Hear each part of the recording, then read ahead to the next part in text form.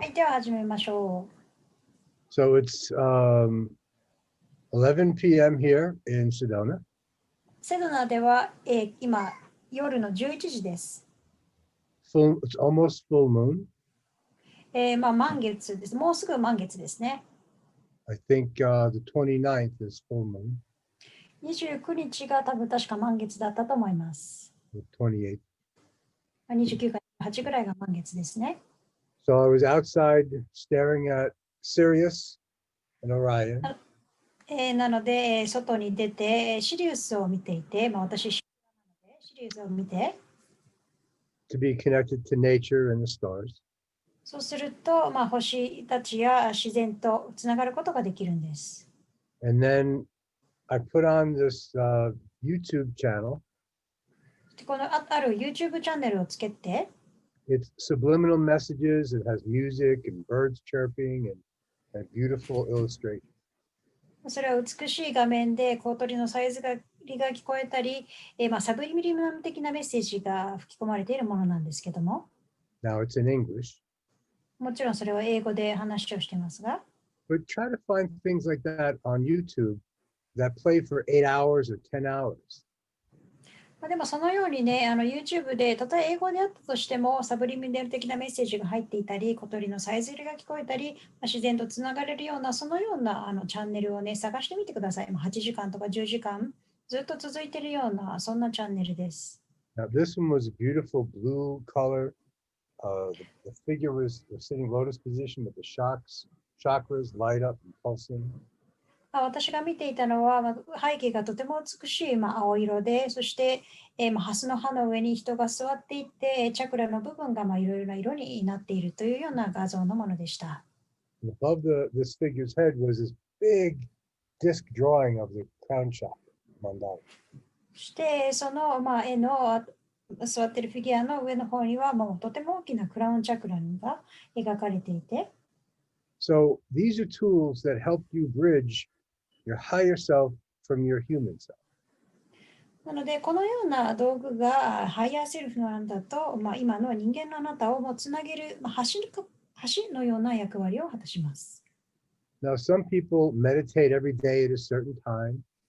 ある人は毎日一定の時間に瞑想する人もいるし、Some people go to religious services every week. ある人は毎週、宗教的な儀式に参加したり、And some people practice metaphysical, spiritual techniques every day. ある人は毎日形式上学的なテクニックを学んでいたり、I'm not one of those people. でも私はね、そういうような類の人ではないんです。I'm just regular Craig. 私は普通のクレッグで、Or I thought that's the way it was. そういう風だと思っていたんですが、And then I realized every year, regular Craig is a little brighter. そして、毎年気づくんですけど、毎年その普通のクレッグが少しずつ明るくなってきている、輝き始めてきているのに気がつきました。I've never been a student that does homework very well. 宿題が出てもちゃんとやったことはほとんどないし、School, I cut classes a lot. 授業もよく行かなかったり、サボってたし、I get all these certificates in hypnotherapy and healing, but I don't remember anything. セラピーの教室やに通って認定書やいろいろもらってくるんですけど、授業で学んだことなんてほとんど覚えてないし、Well, that's me. それが普段の僕なんです。それが僕です。Some of it may be my ancestral genetics. 自分の中には、先祖の、遺伝子も入っているし、I can blame it on my great grandfather. It's his fault. そして、ひいひいおじいちゃんにこういう僕を責めることだってできるんですね。Some of it could be my astrology, the day I was born, the minute I was born. その要因の一つとして、もしかしたら占星術にも関わってくるかもしれない。自分が生まれた時、時間というものがこれに関わっているかもしれない。So I try to study those things, な investigate. ので、そのようなものを学んで、そこからいろいろ調べてみるっていうことはしています。So I can accept the influences and change them. というのは、それをいろいろなものから受ける影響を自分なりに受け入れて、ダメだったらそれを変化させるということができるからですね。I'm not trying to be like anybody else. 他の誰であろうということにもしようとしないんです。僕は僕 What 自 I'm 身で思 doing, っています。what I'm doing is inviting my higher nature to come into my human nature and evolve.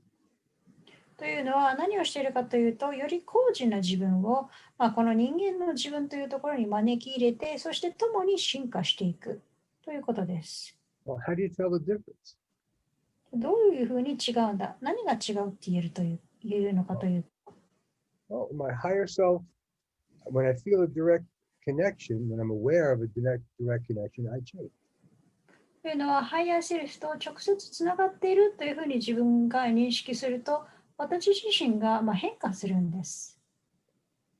I feel brighter. Everything seems brighter. すべてが明るく感じるんですね。自分も明るく感じるし、見るものすべてが明るく感じる。I feel lighter, less gravity.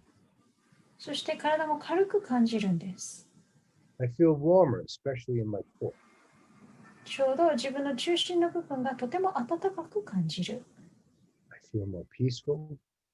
もっと平和な感じ、平穏になって、And I feel this strength, this power that I want to use to help others.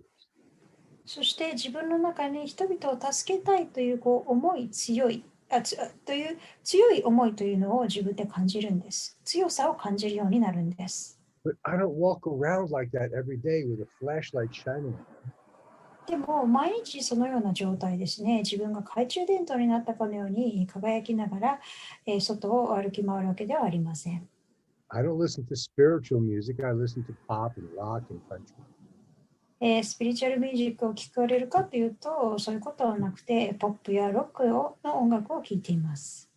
So now you can write or tell a similar story about yourself. なので、あなたも、似たようなそのような自分自身のストーリーというのを話すことができますよね。So you don't try to be like someone else. なので、他の誰かになろうとしないでください。Discover more about you. 自分自身のことについてもっと発見してください。もっと調べてみてください。You're not perfect, 我々は完璧ではないんです。but you have good intentions. でも、とても良い意図を持っているし、You're willing to take risks. 既婚を犯しても大丈夫と思っているだろうし、Well, having seminars like this, that's taking a risk. このようなセミナーを受けるということ自身が一つ危険を冒していることにもなるんですからね。Trying to connect to something higher than you, do that. 自分自身より高次なものとつながろうとする、その心。But if you're measuring just your humanity or just your flaws, you'll get depressed. もし自分のその人間性とか自分の欠点というものだけを帯びてしまうと、自分自身とても落ち込めますよね。So it's a matter of loving and accepting where you are right now and the way you are right now. なので、今自分がどこにいるか、そして今自分がどういう状態かというのをそのまま受け入れる、それをそのまま愛すということが重要なんです。And accepting the cycles, the waves, the highs and the lows. そして、自分自身のサイクルですね、良い時もあったり、悪い時もあったりというようなその波というものも受け入れることです。So right now, many people, millions of people, because of the COVID-19 pandemic, they're afraid and they're in a low. そして今この状況であるからこそなんですけども、コロナの影響で多くの何万人もの人たちがとてもエネルギーの低い状態にいます。サイクルの低い状態にいます。So I get depressed. なので私もとても落ち込みますよ。In fact, one of the reasons that I started studying metaphysics was because I felt like I was broken. 私が形式上学的なことを学び始めた一つの理由として、自分自身は壊れているんだというふうに気づいたからこのようなことを学び始めたんですね。So when I feel like I lost the connection to my higher self, those old qualities rise to the surface and I act out from it. なので、ハイヤーセルフと、高次な次元の存在とつながりがなくなったというふうに感じると、古い自分の悪いところがどんどん表面化してくるということがありました。So I've been locked into my home in Sedona basically since March. なので、この状況の中で、今年の3月からもうずっと家の中にいる状況です。I'm not going to the gym, so I'm not getting my exercise. ジムにも行ってないので、運動もほとんどしていないし、I'm not visiting my friends. 友達のところにも行っていない。I'm not going to my friend Mike's studio to record things. マイクのスタジオに行っていろんな録音をすることもしていない。So there's a lot of time right now where I'm embracing regular credit. なので、そのために多くの時間を、普段のクレックっていうのに費やしているんですね。I'm trying to help him the way I would help any client. そして、彼を助けるために、他のクライアントさんを助けるように、今、クレックっていう彼も助けようとしています。So that's one technique, one good technique you can use. それが、一つのとても良いテクニックを使うんです。Act like the intermediary. You're not your higher self and you're not your body. Who are you? もし、ハイヤーセルフではなくて、あなた自身の体にもいなかったとしたら、あなたは一体誰なんでしょうか。Okay, you could say you're a projection of your higher self or a beam of light from your higher self. ハイヤーセルフから地球上に投影している自分というふうにも言えるし、ハイヤーセルフからの光の柱の一部ということも言えるでしょうね。And that connection is always there. そのつながりというのは常にそこにあるんですよ。The question is, are you paying attention or not? そこで重要なのは、ちゃんとそれに意識を向けていますか、それとも意識を向けていないかということです。Are you asking for connection or not? あなたはつながりを求めていますか、それとも求めていないんですか。If you feel you don't deserve it, you'll feel closed off. もし自分はそれを受けるに値しないというふうに思っていたら、自分は閉じている状態と同じですね。So during difficult times, you treat your body as if you are its healer, its teacher, its counselor. なので、このような困難な時期というのは、自分の体も、あなた自身の体をもっといたわってあげる、癒してあげることです。Okay, so you have the light, the all, the oneness, divine light. で、光がありますね。神聖なる光、一つの光。That's the impersonal. それはとても、非個人的なものです。And then your higher self is your spiritual identity. そして、ハイヤーセルフというのがあなたのスピリチュアルなアイデンティティです。It's made of the same thing everything is. The universe is made of God's love. みんな同じことで作られているんですね。宇宙そのものも、その光も神の愛で作られています。Or you could say it's quantum energy. または分子量学的なエネルギーとも言えるでしょう。And your higher self is intelligent energy. ハイヤーセルフというのは知性のエネルギーだということもできるし、So that beam of light that comes down that becomes you inside your head, that is also intelligence and energy. なのでそこから降りてくる光の柱が、あなたの脳の中に反映されているとしたら、あなた自身も光の、知性の存在と言えるでしょう。And then you have the human self, that's the person. そして人間の自分がいますね。個人的な自分です。And when all three are in alignment, God's light, your higher self, and your personal mind, light shines right into your body. そしてその神の愛、ハイヤーセルフの光、そしてあなた自身が一直線にきちんとつながると、とても輝き始めるのです。So every year around the winter solstice, I do a meditation. なので、毎年、冬至の時期に私は瞑想をするんですが、or at least pay attention to this certain energy.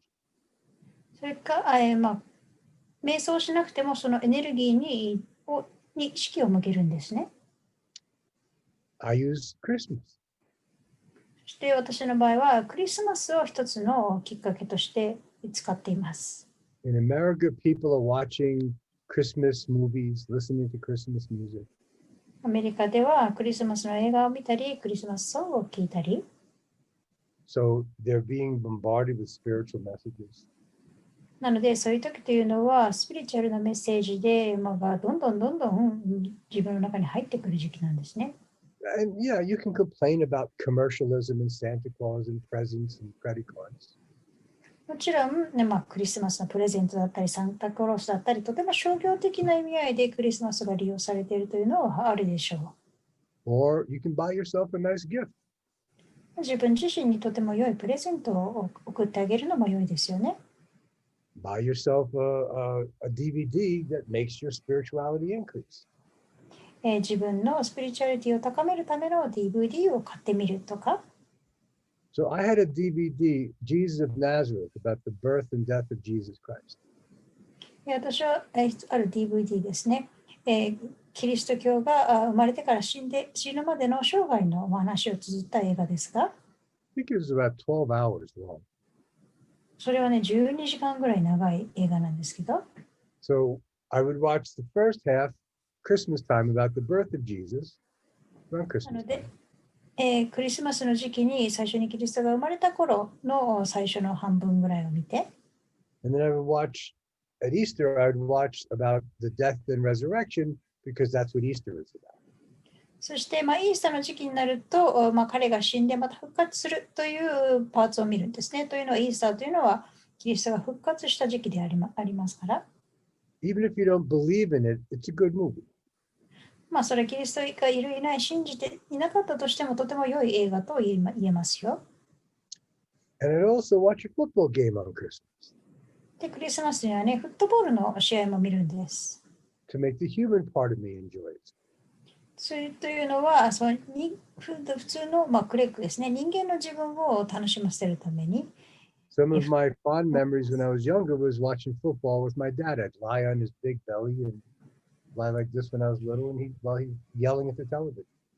子供の頃の一つの良い思い出として、お父さんの膝に寝転がりながらフットボールゲームを見て、お父さんはテレビに向かってわーわー怒鳴っているっていうのが思い出としてあります。It was like bouncing Buddha. His belly would go out and my head would go. 彼お腹はすごくね大きかったので、お腹にこう乗せても跳ね返ってくるようなそんなお腹をしていたんですが、And my mother would cook certain foods and we'd have certain desserts.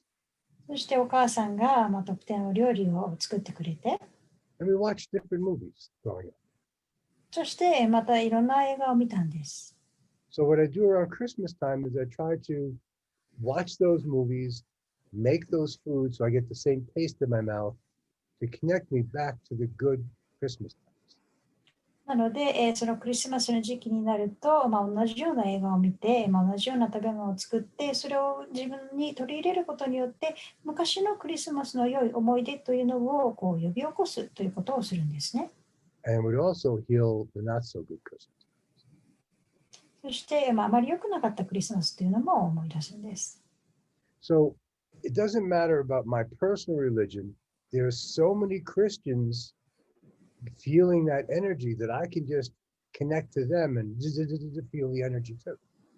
なので、自分自身の中にそのキリスト教というものがなかったとしても、周りにはたくさんのキリスト教信者がいて、そのクリスマスのエネルギーというのをこう醸し出しているので、彼らに触れることでそのエネルギーに触れられるということでもあります。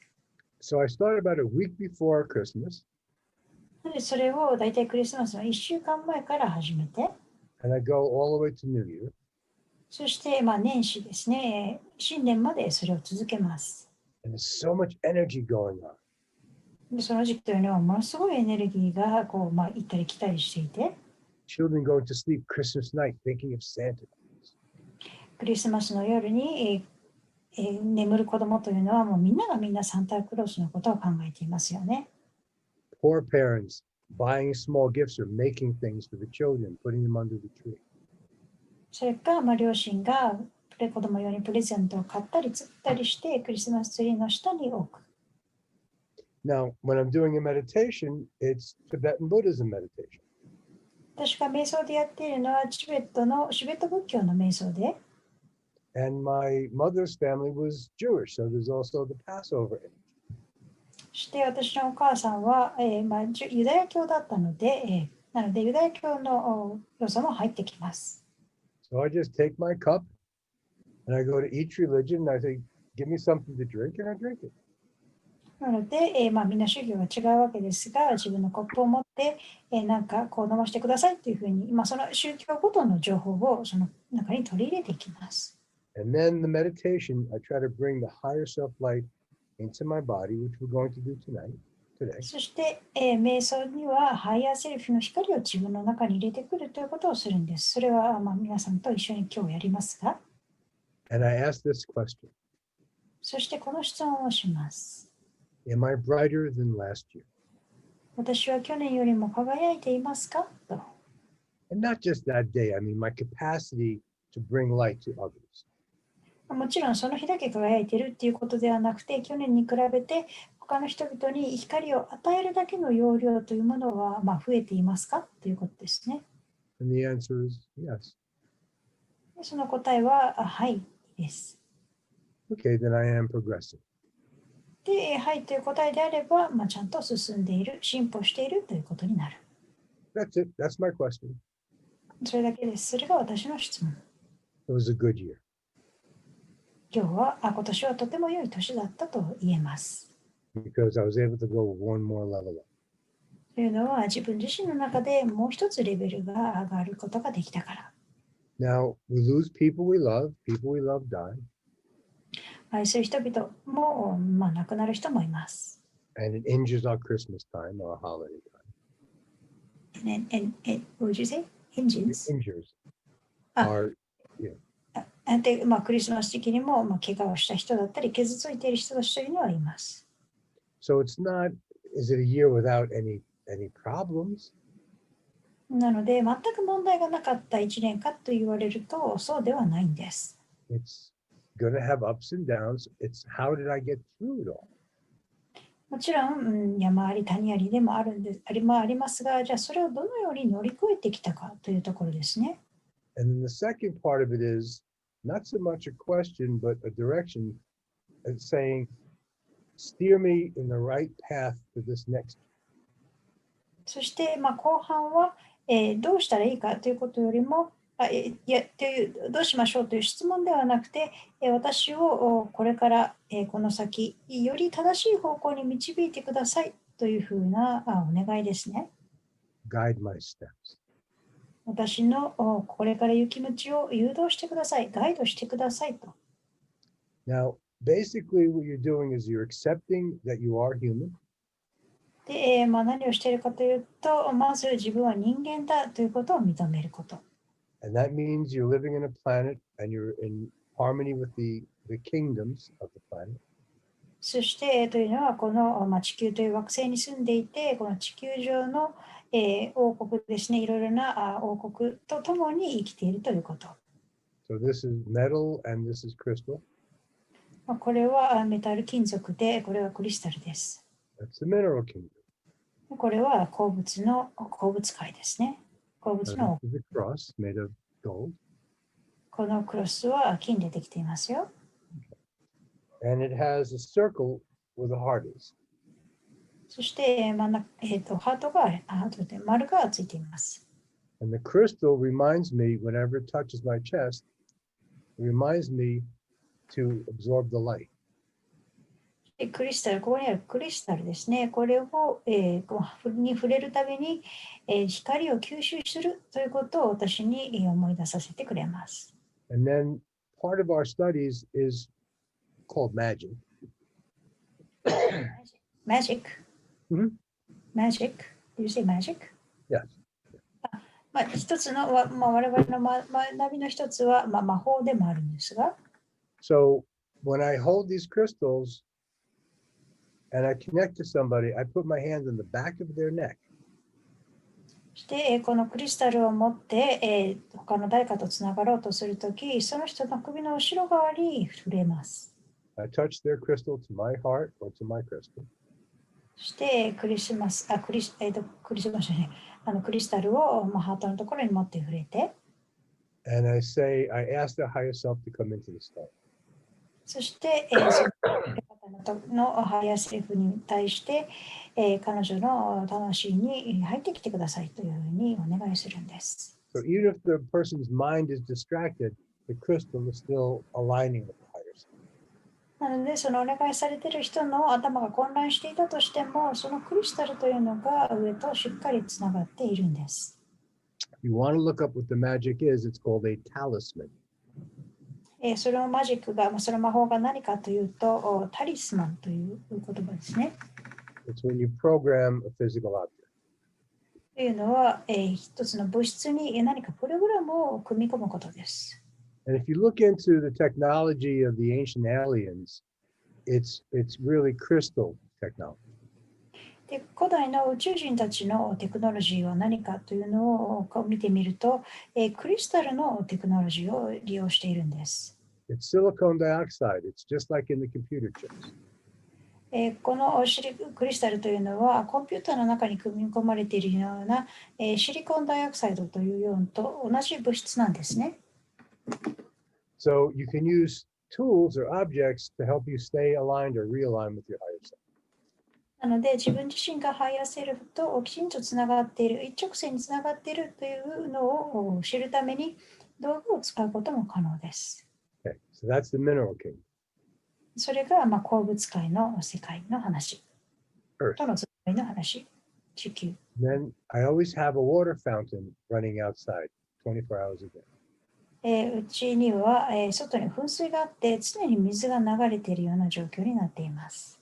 I always had one inside too, a small one. お家の中にもね、ちっちゃなもの、But in the new house, I mean, we moved here 5 years ago and I didn't set the new one up.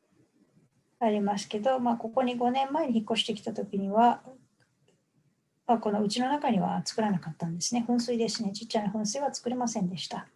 So today I gave a session in the backyard and the water fountain was right near us and all the birds were on the bird feeders. It was beautiful. そして今日の午後、セッションがあったんですけど、外でやったので、その噴水の近くには水が流れていて、小鳥の餌をやる場所には鳥たちがたくさんいたんです。So you have the earth, water, air, and fire. で、地球、地があって、水があって、空気があって、炎があります。And as a human being, you can connect to those elements, hold on to them, and use them to connect to something high. そして、人間である上、これらの地球上のエレメントですね、要素につながって、そこでそれらを利用してより高次なものとつながるということができます。I mean, you don't walk down the street talking to the trees, they'll lock you up. もちろん、木に話しかけながら道は歩きませんよね。そんなのが見つかったら、捕まっちゃうかもしれません。So use telepathy, send messages. なので、テレパシーを使ってメッセージを伝えるんです。When I'm in Japan, I try to go during the cherry blossoms because everybody around me is paying attention to the trees. Wow. 私が日本に行くときというのは、なるべく桜が咲く時期に行こうとするんですね。というのは、みんな桜に気を取られている時期ですから。So you have spirits that tend to these kingdoms, these elements. で、このようなエレメント、このような王国たちの、王国専門のスピリットがいて、like the fairies taking care of the elemental beings. 妖精たちがそれらのケアをしてあげたりだとか。Then you have the angels taking care of the fairies. で、エンジェルたちが、天使たちがそのフェアリー、妖精たちをケアしている。So you smell an essential oil or you look at a flower and you can connect to the higher realms. なので、エッセンシャルオイルを嗅いだり、ハーブを見て感じることによって、より高次な植物界の存在とつながれるのです。You can even use plastic. プラスチックでも使えるんですよ。Yeah, this is made out of plastic. これプラスチックでできています。But I use it to connect to my inner child.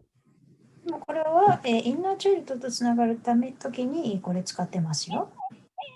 And every session, he's over here watching me. で、全部のセッションに彼はここに行って、そのセッションを見ています。But I turn his butt switch off. でもこの後ろのスイッチをオフにすると、So he's there smiling at me. オフにしておきますね。で、彼は常にそこにいて私に笑いかけてきてくれています。I know it's plastic. I know it's a toy. プラスチックだし、おもちゃというのは分かっているんですが、But it's still made out of atoms. でも、原子でできている。Every atom in that toy used to be part of the sun. そのおもちゃ、プラスチックのおもちゃの中に入っている原子も、遠い昔は太陽の一部であったんです。Every atom in your body used to be part of the sun that exploded. そのあなたの体にあるの中にある元素そのものも、太陽の一部だったんですね。So you'll find your own tools, your own methods, your own beliefs as ways to connect to your higher self. なので、あなたのハイヤーセルフとつながるために自分の、信じていることだったり、自分のツールを使ったり、自分自身のものを使いこなしていくんです。Now, I've never been good at sitting quiet for 20 minutes. 私は20分間ずっと黙って座っていることっていうのはほとんどできませんでした。I'm like a child twitching in the chair. I want to go out and play. 子供がこそこそするように20分を経つと外に出てもすぐ遊びに行きたくなる。My mind spins around, spins around, spins around. 頭の中はくるくるくるくる回っていて、So I use guided meditation. なので誘導瞑想という方法を使います。I watch videos, ビデオを見ながらだったり、like the one I told you about before. そのようにさっきお伝えしましたけども、So the idea is that you use your mind to align yourself to your higher self. なので、マインドを使って自分のハイヤーセルフと自分自身を一直線につなげる。And you ask for things, for ways to be connected, and even if you're not paying attention to it. そして、自分が意識を向けていなくてもつながっていられる方法というのはどういうものがあるかというのを聞いてみるんです。And if you're honest with yourself and you look back the last few years, you'll realize you are acting more like a higher self person. そして、自分に素直になって、振り返ってみると、過去数年間から比べると、自分自身はハイヤーセルフにどんどん近くなっているというふうに感じるでしょう。Aren't you a little softer? 前よりも少し柔らかくなっていませんか？ Aren't you a little brighter? 少し明るくなっていませんか？ Isn't your heart more open? ハートはもっと開いていませんか？ So you're already doing this. なので皆さんすでにこれをやっているんですよね。Because you're called a seeker. というのはあなたの中のこの秘密というものを出してきて、A seeker of truth, a seeker of light. 真実の光の真実。Do you need me to rephrase that? Yes. Okay. A seeker is someone who is trying to walk a path of spirituality. シーカーですね。はい。シークレットではなく、すみません。シーカーですね。自分の道というものを常に探し続けている人、探求している人ですね。You're knocking on the door saying, I want more of my higher self here. そしてドアをトントン叩きながら、もっと自分自身のハイヤーセルフを知りたいと、つながりたいというふうに常に求めている。I want to unblock myself so more of it fits in me. 自分自身のブロックをもっと取り外したいと。And the law is very simple. If you knock, your higher self answers. 法則というのはとても簡単、シンプルなもので、あなたがトントンとお願いすれば、ハイヤーセルフというのはそれに応えてくれるということです。If you pray, higher beings answer your prayers. もし祈れば、より高次な存在があなたの祈りに応えてくれます。That doesn't mean you can say, I want to win the lotto and they can give you the lottery numbers. で、宝くじに当たってくださいとか、そういうことではないんですよ。I've tried that a few hundred times. まあ何百回も僕も試してみましたけど、and they just laughed at me. ただ笑われただけなんですね。And they said once, I said, why can't you just give me the lottery numbers just once? そして、そこでもお願いするんですよ。もうお願いだから当たりの宝くじの番号を教えてよ。1回でいいから教えてというふうに聞くんですけど、And then there was someone that I knew back in New York that a psychic that got good, some good lottery numbers. Not the big prize, but a good prize. で私のサイキックの友達でニューヨークに住んでいる人がいるんですが、1回だけね、すごく一等賞ではなかったんですけども、結構良い、宝くじが当たったという人がいたんです。So he took out advertising and put on his website, I can give you lucky numbers. I'm a lottery winner. Get your lucky numbers. そしてそれを一つの客集めのきっかけとして、私はあなたに、皆さんに、当たる宝くじの番号を教えることができますよ。僕はこんなの勝ちましたよというような、ウェブサイトを立ち上げたんです。So he went off path of it. で、ちょっと彼自身の本来の道からそれてしまった方法を使ったんですね。So you're exactly where you're supposed to be on your path right now. なので、あなたは今自分自身がいるべき道にちゃんと、乗っかっている、ちゃんとそこにいるべきところにいるんです。No matter where you are, あなたが今どこにいようとしても、いたとしても、no matter what you're doing. 何をやっていたとしても。So even if I got COVID and I was dying, it's still a good path. なので、私がコロナにかかって、もうそれで死にそうになったとしても、それは、その私の行くべき良い道というふうに言えるでしょう。Because everybody's going to die one day. というのは、誰もがある日死にますよ。It's how you live. どう死ぬかではなくて、どう生きたかということですよね。What are you doing until that day takes place? なので、その死ぬ日まであなたが何をどうしてきたかということが大切なことです。So I try to live as if this is my last year on the planet. で、私は今年がこの地球上で生きる最後の年というふうにいつも思って生きています。And I make sure that I'm enjoying and I'm contributing.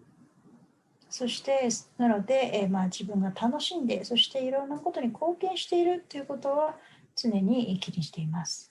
Okay, so I'm using the open-heartedness of the Christmas season to get into a higher state. なので、このクリスマスの時期のより心が開いているという状況を利用して、より高次の存在からのエネルギーとつながるということをしています。And when you open your heart, it makes you want to care for others. で、ハートを開くと、他の人のために何かしようとか、他の人のケアをしようというふうに、誰かのためという思いが強くなってきます。And caring for other people opens your heart even more. そして、あなたのところに来ると、より心は大きく開くでしょう。So it's like a machine that gets brighter and brighter. なので、より輝くという、より輝きを増す機械のようなものですね。And in the core of the heart chakra is this brilliant star. そしてハートチャクラの中心にはとても明るい星があるんです。It's from the pure crystal light center of your higher self. それはハイヤーセルフの中心にあるとても純粋なクリスタルの光。So when you connect to it, your whole system brightens. なので、あなた自身がそこにつながると、あなた全体が輝くという仕組みです。Your vibration goes higher and higher. あなたの波動がより高くなって、Now, if your eyes are closed and you fall asleep, you go to deep meditation, you leave and you touch your higher self in a more direct way. そして、少し眠たくなって目を閉じて自分の意識が、肉体から抜け出るとより直接的に、ハイヤーセルフに会うこともできるでます。But so many people are already teaching that. それはもう本当の多くの人がそれを教えていますから。And please learn those meditations. They're very powerful. そのような瞑想法というのはとてもパワフルなので学んでくださいね。But I teach people to connect to the higher self while their eyes are open. 私の場合は目を開けた状態でハイヤーセルフとつながるという方法を教えています。To connect to the higher self while you're walking, while you're talking. 自分が話をしているとき、歩いているときにでもハイヤーセルフとつながれる。Okay, now notice any difference in me from when we started. そして、最初話を始めた頃から、私ですね、クレッグがどのように変化しているかというのにちょっと注意を向けてください。Notice any change in your body, your vision. そしてあなたの体の感覚やビジョンにも何か変化はありましたか？ Now, if I went the energy this high in the first day of self-discovery class, half the class would fall asleep. 私が今のこのエネルギーに、最初の授業で、このぐらいの今ぐらいのエネルギーを出したとしたら、多分半分以上が眠っているでしょう。You're floating up to your higher self, and your body stays here. そして、あなたの意識がハイヤーセルフにどんどん近づいていくにつれて、体は、地球上で、意識が遠のきます。What I'm doing is I'm vibrating the body and the aura too, so it comes up with me. で、私の場合は体とオーラと両方を振動させているので、一緒に上昇していっているんです。So you might be feeling warmth in your core by now. 今ちょうど体のこの中心のあたりですね、に温かさを感じていると思いますよ。Now, very simple exercise. とても簡単なエクササイズをしましょうか。Let sunlight and starlight shine into you, through you, and flush your tension. そして、ハイヤーセルフからの光というのを自分の中に取り入れて、自分の中のいらないものを流していきましょう。And you get brighter and lighter. そうすると、より軽く明るくなります。Yeah, it's a simple, basic technique. とてもシンプルで基本的なテクニックですよ。But that's what helps you vibrate. でも、それをやることで、より体を振動して波動が高くなります。A really cool Zoom trick? すごい面白いズームのトリックみたいですか？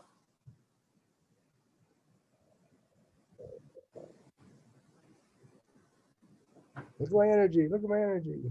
私のエネルギー見て、私のエネルギー見て。It's just optical illusion. 視界の幻想みたいなところだけなんですけど。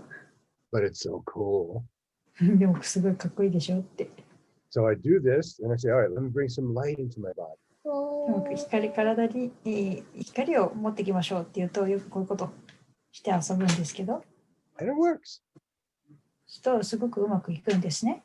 My inner child goes, oh, look at the pretty light. 私の光を見てと言って。So you can use any method you want, religious, non-religious, scientific, it doesn't matter. なので、どんな方法を使ってもいいんですね。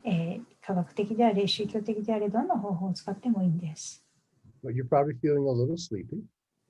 少し今眠たいかもしれませんけど。Now, let's turn that into shininess. では、それをより輝かせていきましょうか。Now open the back of the head, back of the neck. では、頭の後ろと首の後ろを開いて。Even that area between the shoulder blades. 肩甲骨の間も開いてみましょうか。And invite your higher self to just pour into your aura, pour into your body. そして、ハイヤーセルフを自分のオーラの中に注ぎ込んでいくような感じで入れていきましょう。And just see what happens to your physical body. そうすると、体がどんな状態になるか、どんなふうに変化するか、意識を向けましょう。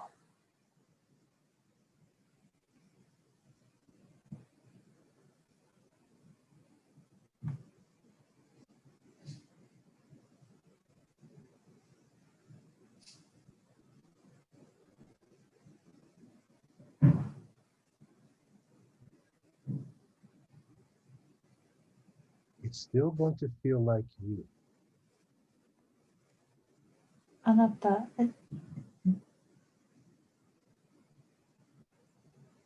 So when you do this exercise, it's just going to make you feel more like you on a good day.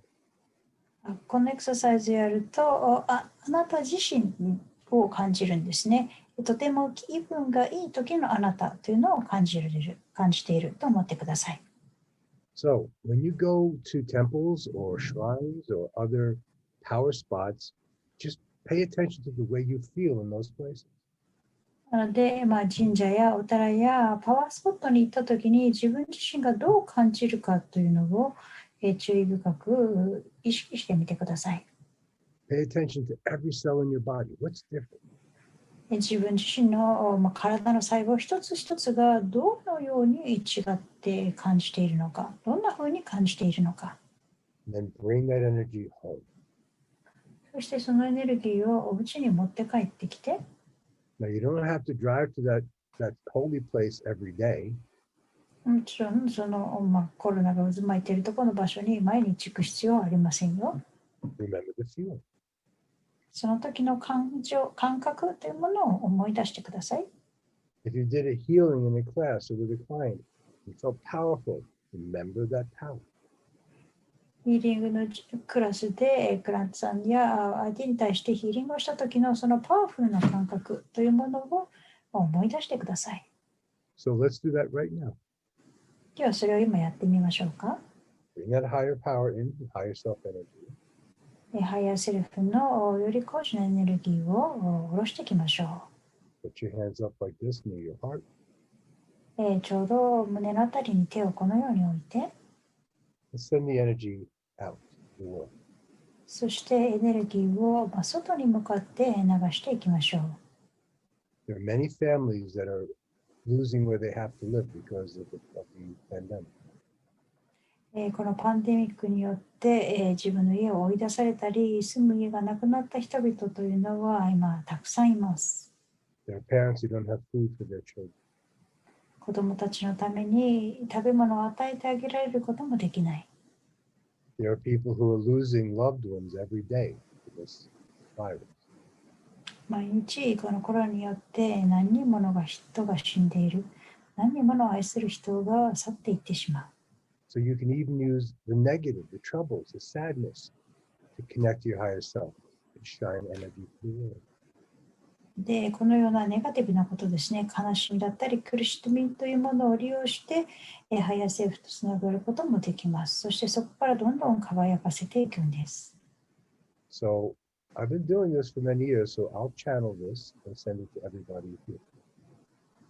私はもうずっとこれを長くやってきていますので、これをチャネリングして、みんなにも送ります。エネルギーを送ります。This will help raise your vibrations so it's easier for you to bring it down and give it to the world.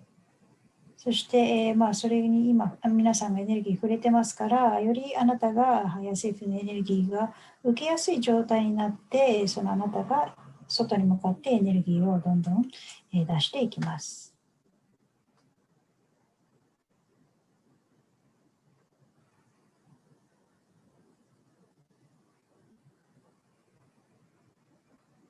Enjoy the feelings in your body. 自分の体のこの感覚を楽しんでください。Send it to the old people who are dying. 亡くなる直前の、お年寄りにもこのエネルギーを送りましょ Help them return to the higher self gracefully.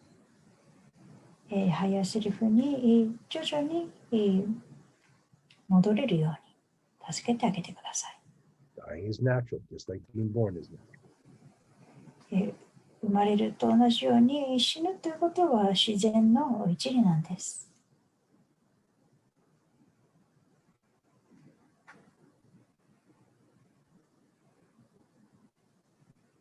Send energy to the children. 子供たちにもエネルギーを送りましょう。The ones that are suffering and the ones that don't realize something is wrong. 苦しんでいる子どもたち、また、自分が何がないのかがよく理解できていない子どもたちにも。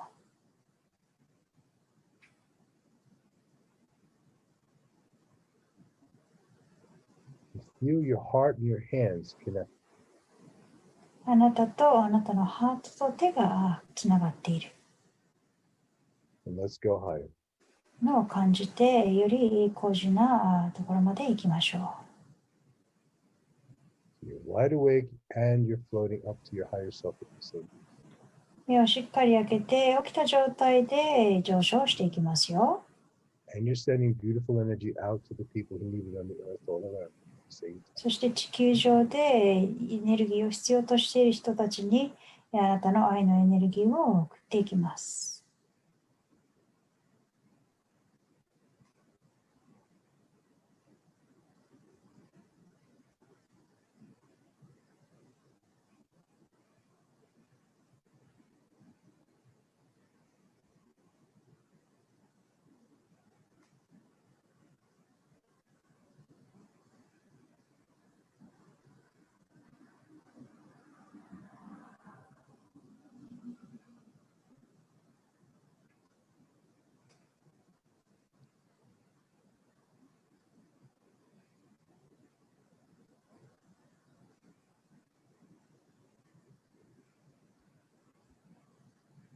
What do you feel in your hands? What do you feel in your face? What do you feel in your chest? あなたの手にはどんな感じがしていますか？顔はどんな感じがしていますか？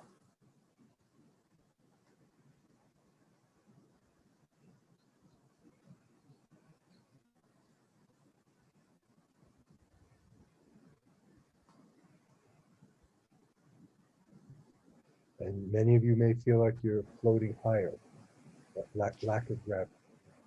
多くの人は重力を感じずによりふわふわと高く上昇していると感じている人もいるでしょう。Pay attention to it, appreciate it.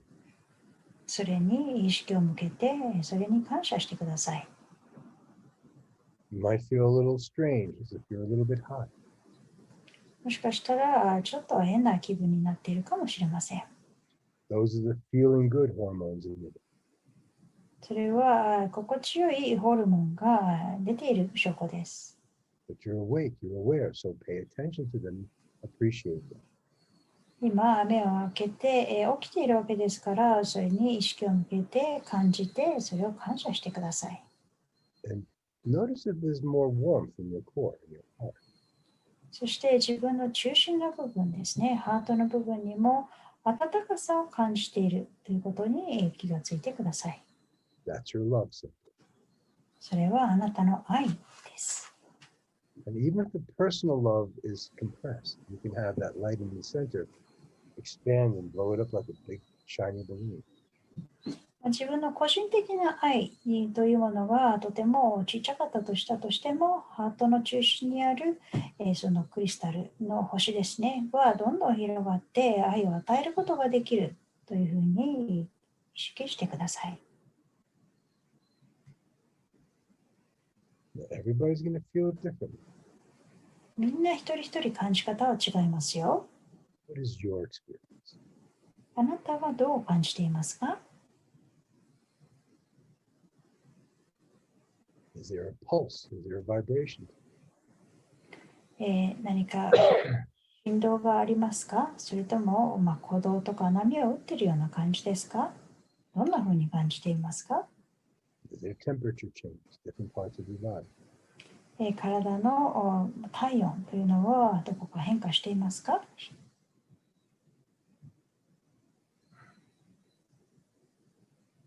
Do you hear soft voices?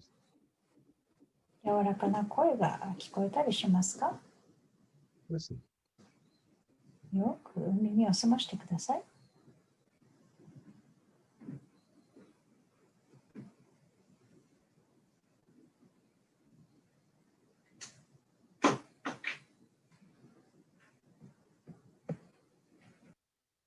Okay, this is you in human form, connected to and aware of your higher self.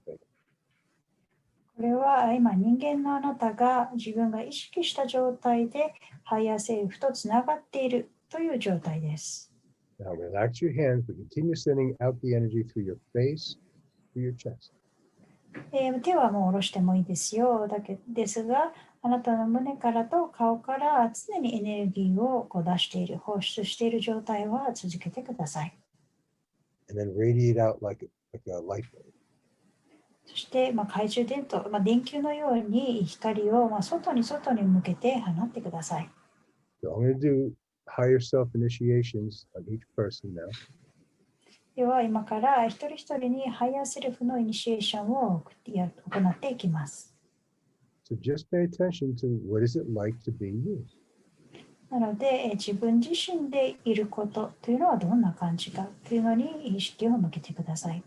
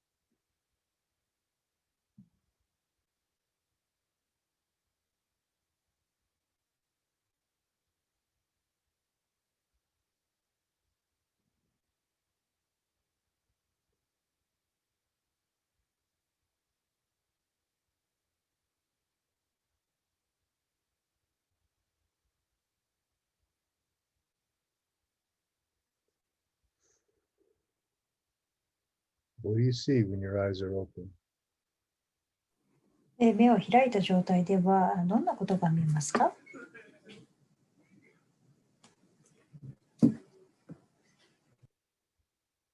So when your higher self is deep in your body, your eyes and your heart become one. ハイヤーセルフが自分自身の深いところに入ってくると、あなたのハートと目というのは一体になるんです。And you can see the love in everything and everyone. そうすると、すべてのもの、すべての人に愛が見れるようになり、の愛が見られるようになります。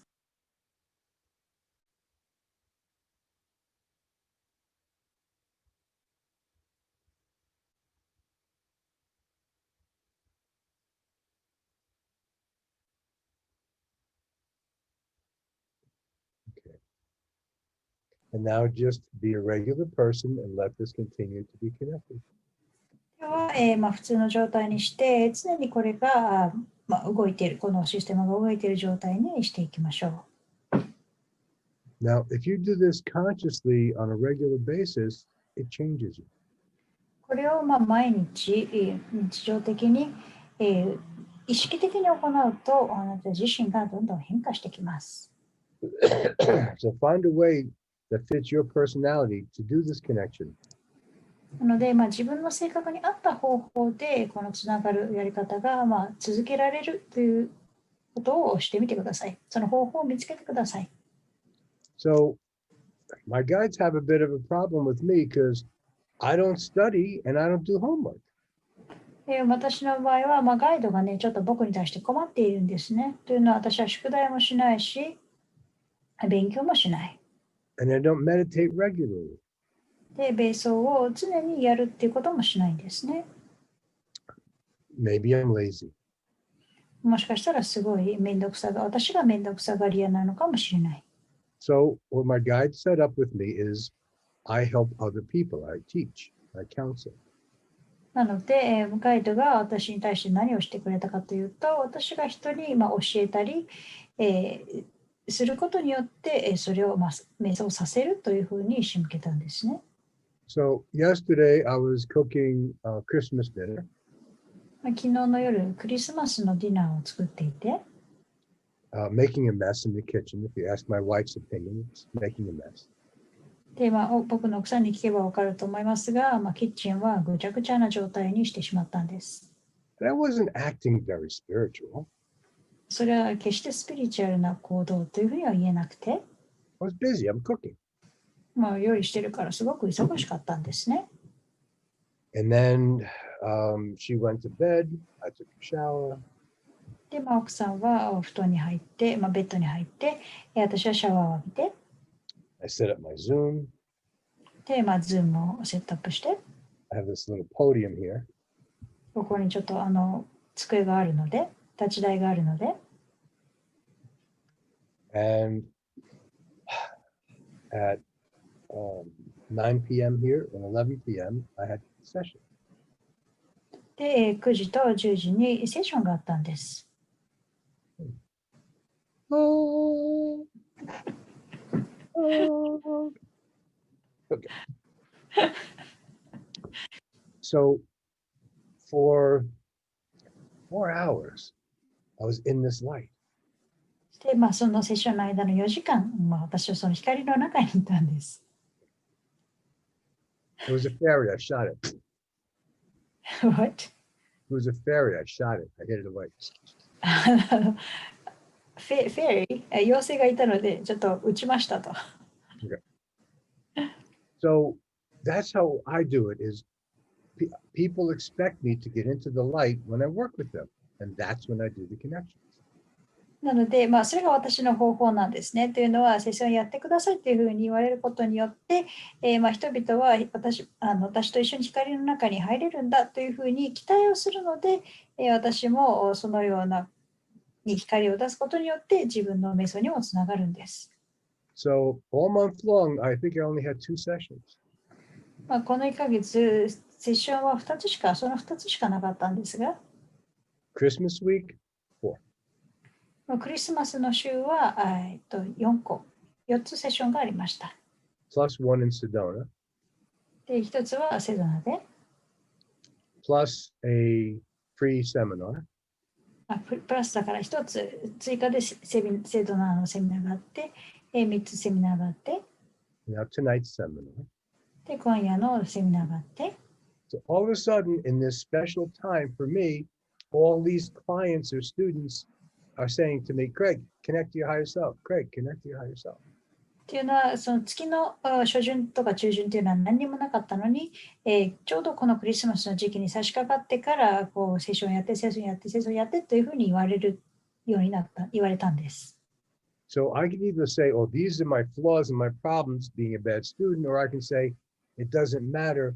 I still connect to my higher self. で、私が出来の悪い生徒だったからとか、勉強してないからという言い訳もできるんですが、何を言われたとしてもお願いされたら、そのハイヤーセルフとつながるということはしてきました。Okay, did anyone have an exceptional experience that you need to express? 何か今のエクササイズの中ですごくこれはというような体験をして、それについて話したいなとか皆さんと共有したいなという方はいらっしゃいますか？ Okay, Natsuki-san, じゃあ夏木さんどうぞ。unmute. 今エネルギーを送るという意識をしたときに、自分のためにやっているときよりもすごくハイパワーなエネルギーが出ているということに気がつきました。So when I did the exercise for sending out the energy, I felt more energy than doing the energy work for myself. That I realized that the more powerful energy we're sending out when I think about other people and sending the energy. そしてハートと手がつながってるっていうのを意識したときに、自分の手も見えなくなるような空間に溶けていくような感じがしたんですけれども、その一方で心臓がキュッと締め付けられるような痛みというかハートペインみたいなのが今も続いています。So when you said your heart and the hands are one, and I could feel that more energy is going out from the hand and hand sort of dissolved, but there was a bit of a heart pain in my heart, and that pain is there. What does it feel like? What shape is it? Where is it? どの辺ですか？どんな形がしていますか？この本当に心臓の胸骨のすぐ横のところに細長い感じでぎゅーっと締め付けられる感じが。Just right there, right in the heart. So very vertical and very narrow and vertical that it's been squeezed. Is it, here's the heart, here's the solar plexus. Is it the junction between them? Is it where they meet? はい、ハートと、心臓と太陽神経層があったらちょうどそれがつながる真ん中のあたりですか？痛みを感じているのは。よりも心臓側です。More towards the heart. Okay, because the sternum, that bone right here, where they separate, there's a natural barrier there, and that's where the block happens a lot. ちょうどこのあたりに壁みたいのがあるんですね。なんでよくなんだ、ブロックができるあたりでもあるんですけども、So if you're just working on yourself, it'll become uncomfortable, and that's where you stop. 自分自身にワークしている時であれば、ちょっとこう嫌だなという気分が出てきたとしたら、ちょうどその物理的にその壁がある、骨と骨がくっつく部分ですね。そこの部分で止まるということはあるんですけど、But if you're helping someone else or you're being of service, you're not thinking about yourself. So you go past that discomfort and you keep on going, and then it breaks through and the light shines through. 自分自身のことであれば、そこで止めてしまうんですが、他の人のことっていうことであれば、エネルギーがどんどん出てきて、どんどんこう、進めようとかエネルギーを出そうというふうに思うので、その痛みだというものも、通り越えてエネルギーがどんどん溢れ出す状態になります。And all of you, you're probably going to experience that type of thing when you're first opening. 皆さんそうなると思いますが、一番最初に開く時というのは、その痛みだとか、そのようなこうちょっと詰まった感覚っていうものは出てきます。Now, every night while my wife is getting ready for bed, I play about 5 or 6 songs, 7 songs on the guitar. 毎晩、私の奥さんが寝る準備をしているときに、私は5、6曲ギターを弾くんですね。And I have arthritis in my knuckles. そして、ここ手がちょっとしびれているので、And especially this one. 特にこれですね。So when I play the first song, it's painful. なので、その人差し指が、最初の曲を弾くときは、その人差し指っていうのはとても痛みが走るんですけど、And I can't make the chords. I can't squeeze the strings hard. そして、関節症かながあるので、こうコードを弾こうとしても指がうまく曲がらなくてとても痛いんです。And I noticed by the third song, it's not a problem anymore. でも3曲目くらいを弾くと、もうそんなに痛みは気にならなくなります。So I try to make the first song something very inspirational, something that really moves. なので、最初の曲を選ぶときは、もう本当にもうインスピレーションとか、とても心を揺さぶられるような曲を弾くことにしています。And an easy song to play. そして簡単に弾ける曲を選びます。So before I start, I do this with my hands. で、弾く前にはこうやって手のエクササイズをして、And then I do separate like this. そして、このように指もバラバラに動かす運動をして、体操をして、And I play an easy song, で、簡単な曲から始めて、then a harder song. そしてちょっと難しい曲に移ります。I'm no longer thinking about my fingers. そういう頃にはもう指のことは気にしてないんですね。I'm in the song. I'm feeling the emotions of the message. もうその曲に入り込んでいて、その曲のメッセージやその、歌に入り込んでいます。By the time I'm doing the fourth song, I can do something really strong and powerful. 4曲目くらいになると、もうとてもこう感情的にも技術的にもとても強い、難しい曲を弾けるようになります。Especially something that has a lot of powerful emotions. すごくパワフルなエモーションを含んだ曲ですね。But if I try that in the first song, it's not so good. でもそれを最初に弾こうとするとうまくはできない、弾けません。It's like Eeyore singing a love song. イオが愛の歌を歌っているような感じです。I love you very much.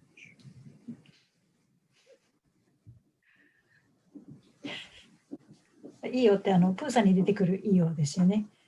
Do we have translation giggling or you didn't understand my... わかりました。イオってそのプーさんに出てくるロバのイオがあなたのこと大好きよって歌ってるこうテンションが全く上がらないような歌い方っていう話の例えでした。はい、I think I translated all.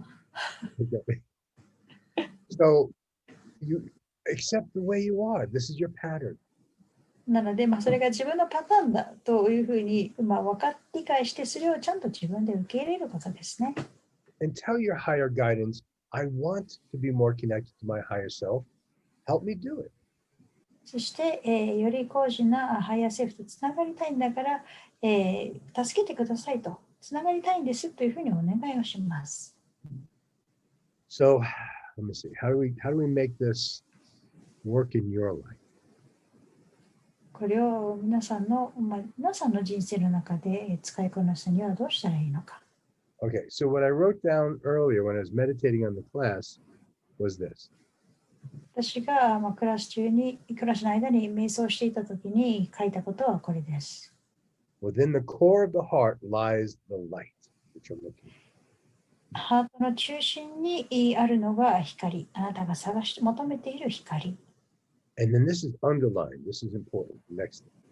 で、その次はとても大切なので、下線が引いてあるんですが、This following inner guidance brings the higher self into everyday life.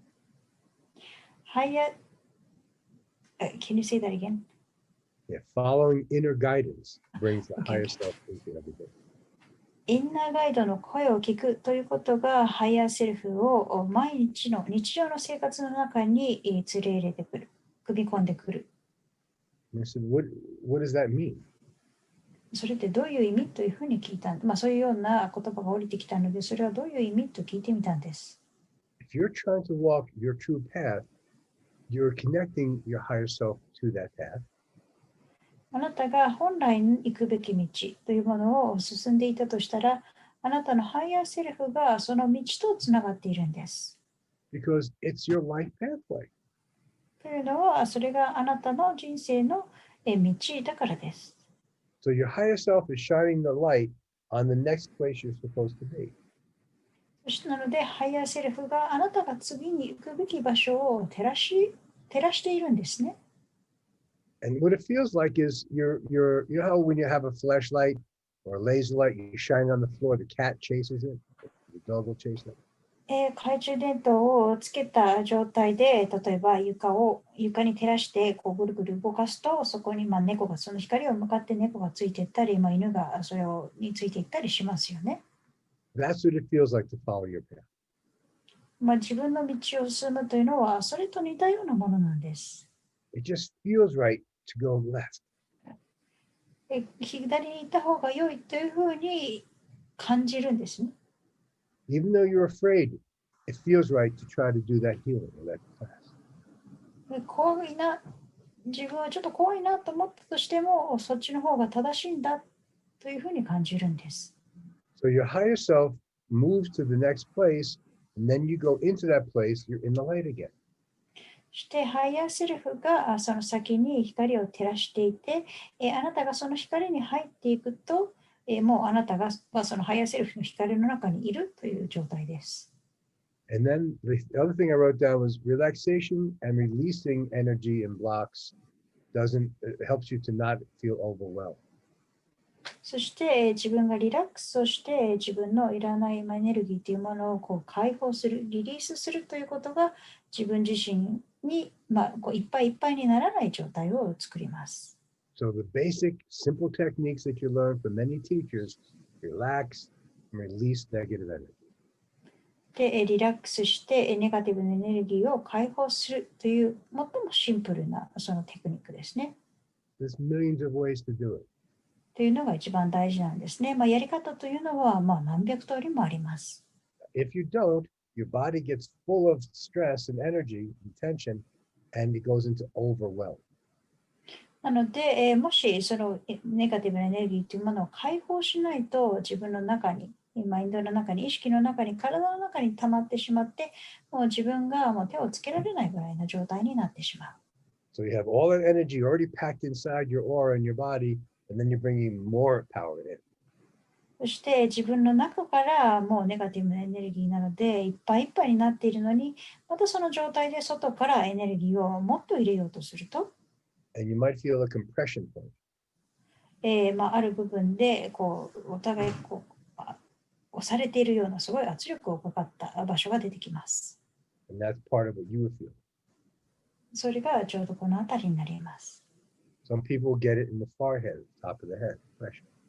ある人は頭の前のおでこのあたりですねにすごいプレッシャーを感じたり圧力を感じたり。I used to get it in my sinuses, in my third eye. 私の場合は自分の第三の目のあたりにそのプレッシャーが来ていました。And then for about 3 or 4 years when I was studying a lot, I would always get throat problems, throat blocks, even physical problems. そして3、4年ほどこう学び始めて3、4年ほど経った時にでも、この喉にすごく圧力がかかって、喉の病気にもなったりしました。Throat infections, strep throat, swollen glands.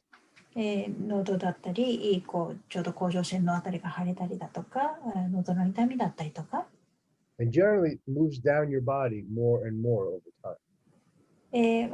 徐々に上からどんどん下にそれは下がっていくというふうですから、So you have to cooperate and allow and accept the higher self's power inside your body. なので、ハイヤーセルフの力というものが自分の中に入ってきたら、その力というものも受け入れて、そこで協力して使いこなしていくことが必要です。So beginning, we struggle with the crown chakra without thinking. Is it real? Am I deserving? なので、クラウンチャクラを開いてくださいって言われた時点で、これって本当なのかなとか、このエネルギーを受け取っていいのかなというふうに考えてしまったりする。So in my self-discovery book, I have a whole chapter on the higher self. で、セルフディスカバリーの方には、ハイヤーセルフについての章が、一章を費やしている章があります。So that it goes past the mind, deeper to the body. なので、そのマインドをも超えて体の中に浸透していく、入っていく。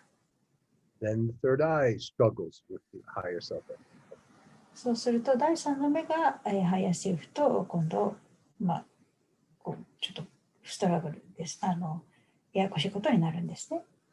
And you start to see people and life through the higher self. でそうすると、ハイヤーセルフの目を通して人々を見たり、人生というものが見られるようになります。Now, did anybody see my face change to a different face? 今までのエクササイズの中で私の顔が変わって見えた人はいますか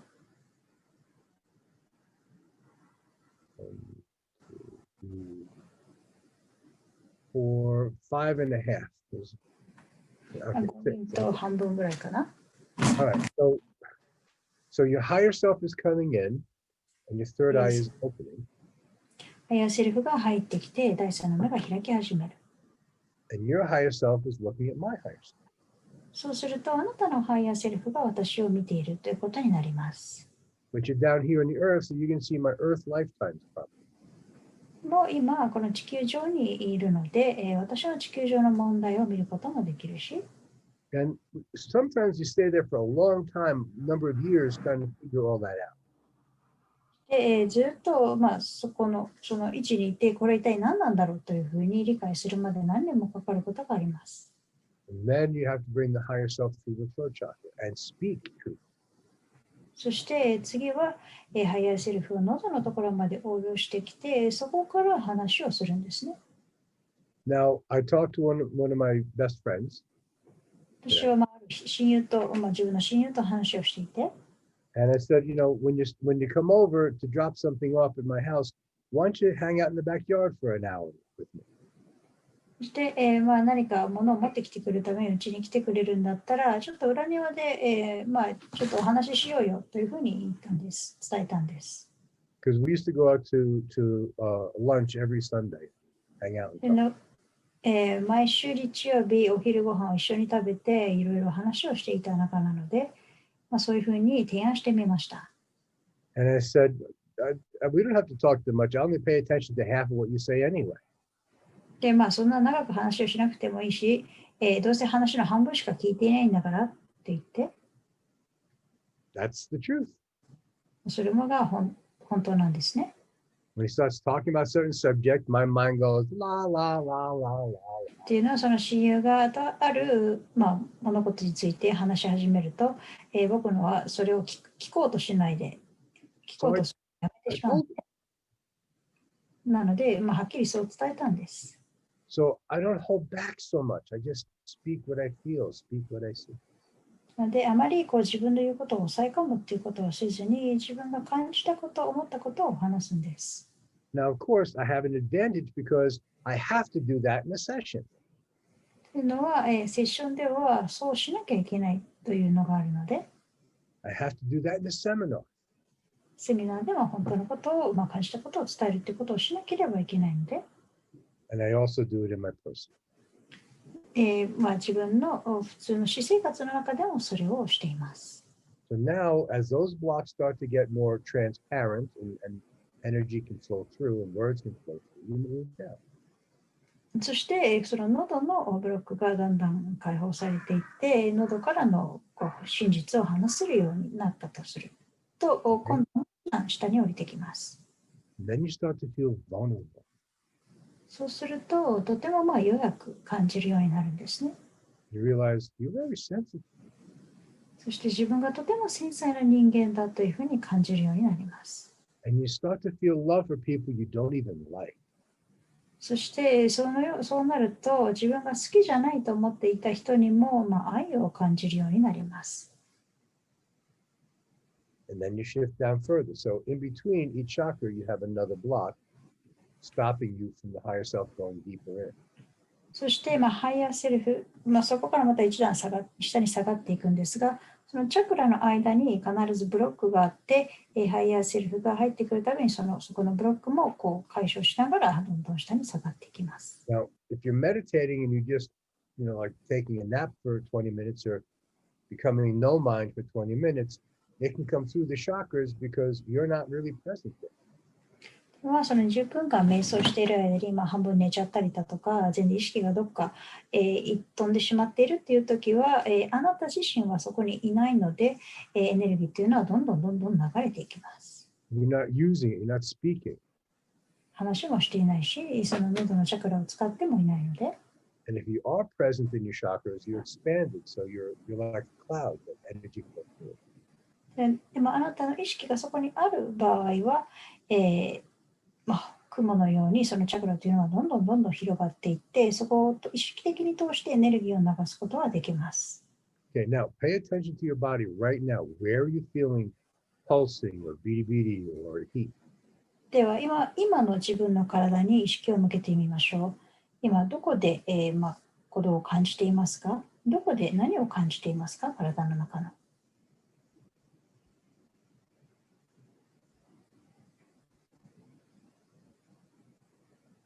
I'm feeling it very strong in the bottom two chakras. 私は、下の2つのチャクラですごく強いエネルギーを感じています。It's like a soft vibration.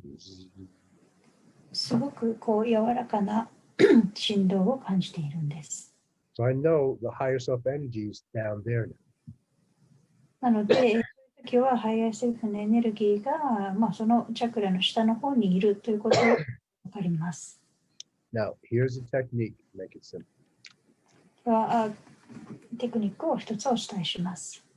If I take this paper and I use black ink and I draw a butterfly wing on this one side. この紙に黒いインクで、蝶々の羽を片方描いたとします。見えますかね？蝶々の羽を描いてあります。But imagine this is wet ink. でもこれが赤のインクで。And then I fold this over and press. で、この紙を上から乗せてペタッとやったとしましょう。The imprint goes to this side and it will be a full butterfly with two wings. そうすると反対の紙にも、そのインクが映るので、パッと見た感じは蝶々の全体像というものが出来上がりますよね。So we're going to do the exercise again. もう一回エクササイズをしますね。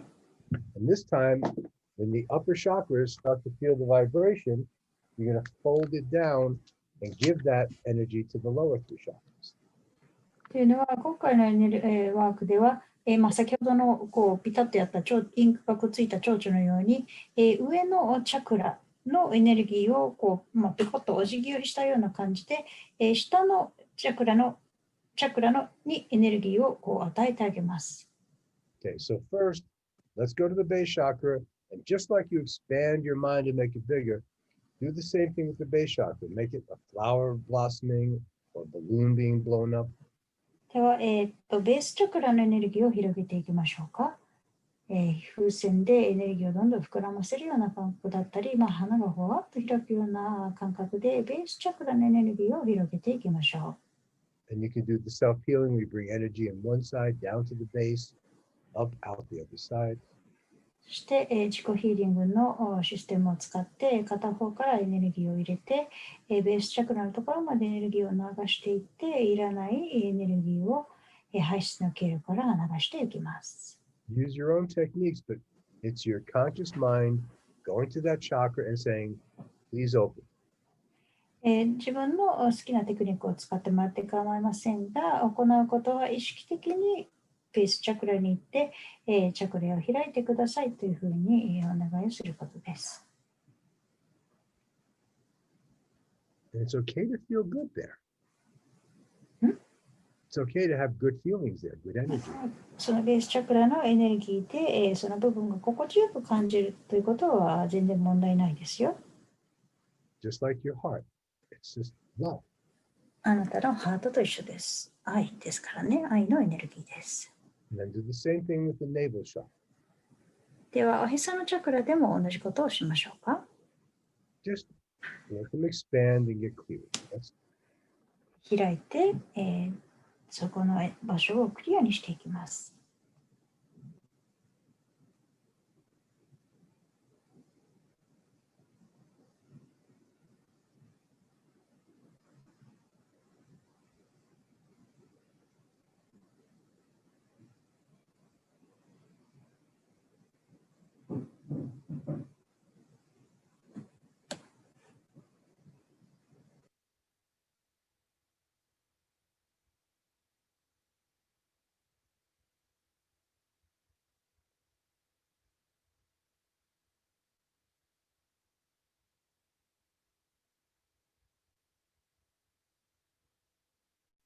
do the same for the solar plexus.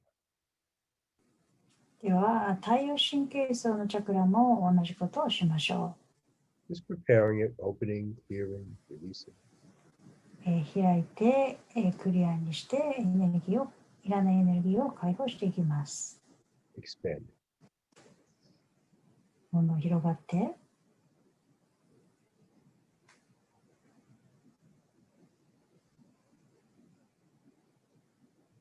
And now do what you did before, bring the higher self into the upper chakra. では、ハイヤーセルフを上のチャクラに連れ込みましょう。 Remember how nice it felt.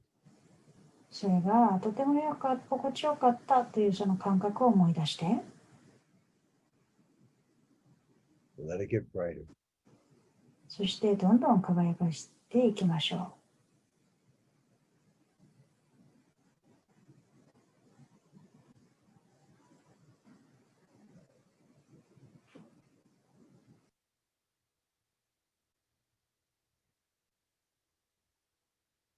And when the upper part feels full of brightness, hold it down and share it with your lower chakra.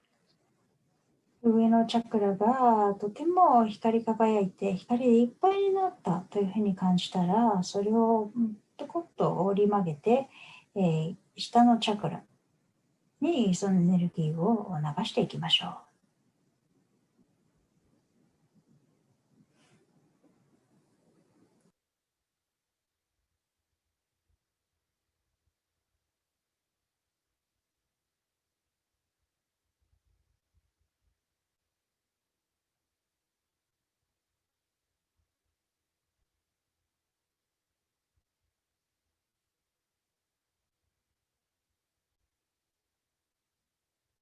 Go back to the upper chakras again. Make your heart really shining, your third eye open. ではまた上のチャクラに意識を戻して、ハートをどんどん開いて、第3の目はどんどん開いていって、Invite more of your higher self power through your open chakras while you're awake. で目を開きた状態であなたのハイヤーセルフのエネルギーが、開いているチャクラを通してどんどん流れていきます。And if you can and you want to, look at me, できれば私を見てください。and I will try to help you amplify it. でそのエネルギーをより強化するためにお手伝いしますよ。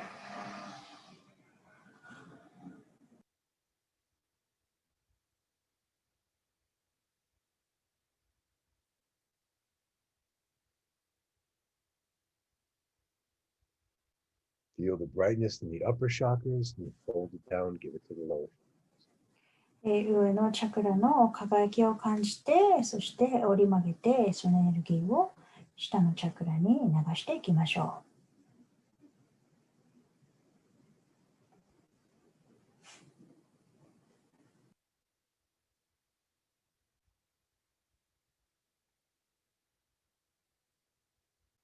う。Now send out to the world with this. では、手を使って今度はそのエネルギーを外に流していきましょ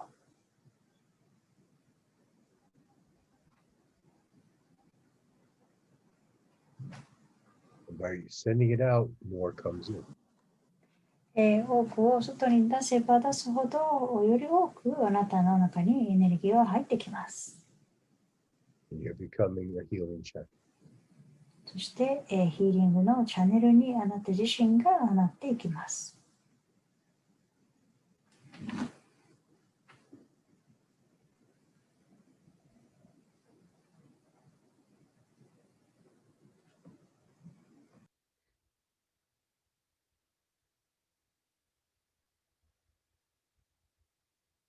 And feel it coming from the base, the crown, and your two hands like a diamond.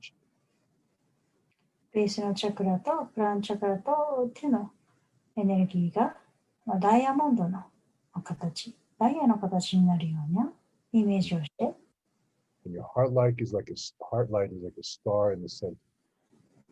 そしてあなたのハートの光というのは中心にある星のように、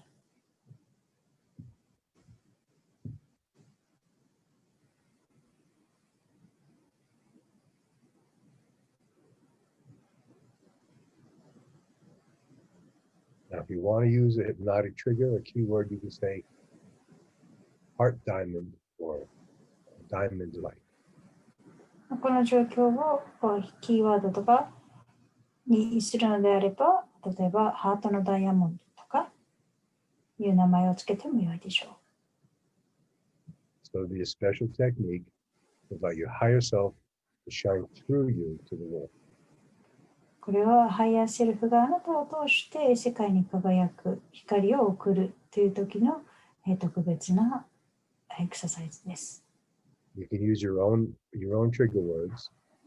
もちろん自分のトリガーワードを使ってもいいんですよ。キーワードを使ってもいいですよ。But now take 3 deep breaths, and after each breath, say that trigger inside yourself. そして3回深呼吸をして、その深呼吸の後にその決めたトリガーワード、キーワードを言ってみましょう。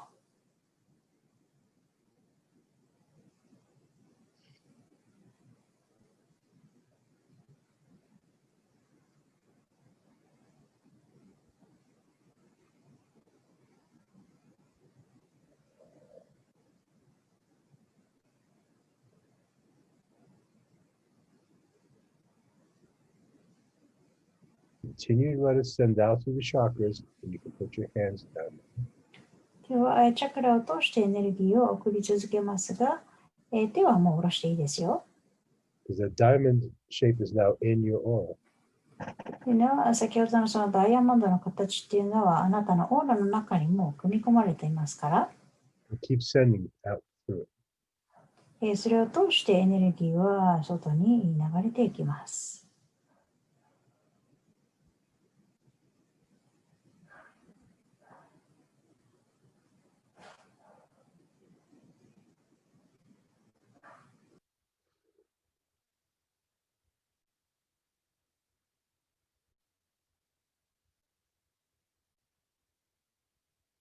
Now, to the degree that you want this to happen, you can program this to remain there and remain giving energy even when you're not paying attention.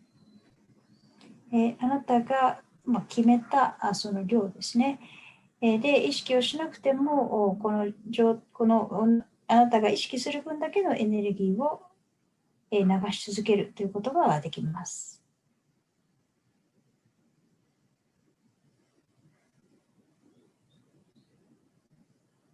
Because it's bright, it will attract positive things too. そして、とてもポジティブなものはあなたを引き寄せることができるでしょAnd because it's healing, it might attract people who need help to you. ヒーリングのエネルギーでもあるので、もしかしたらヒーリングを必要としている人を引き寄せるかもしれません。So you can adjust the program depending on your lifestyle, if you're doing healings, if you're not doing healings. なので、あなたの人生というか生活パターンに合わせて、そのエネルギーの度合いというものを調整してプログラムすると良いでしょう。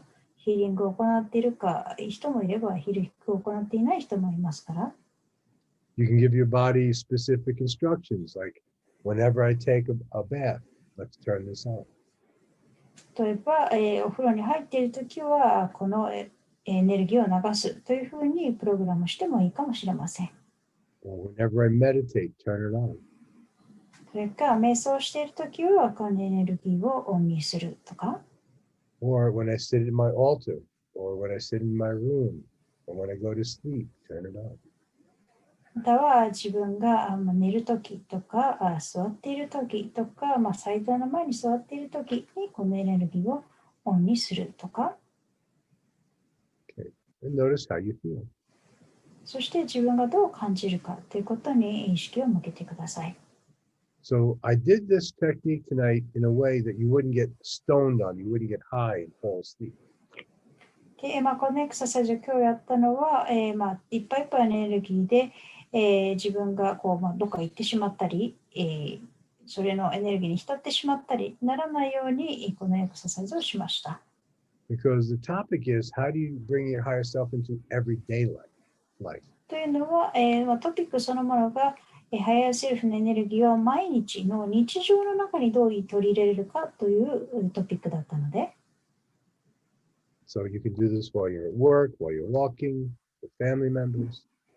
なので、その一時的にバーッとエネルギーを上げるっていうよりは、散歩をしているときとか、仕事にいるときとか、家族と一緒にいるときというふうに日常的に使えるということを中心にやりました。Now, sometimes I feel confused, like in the morning when I wake up.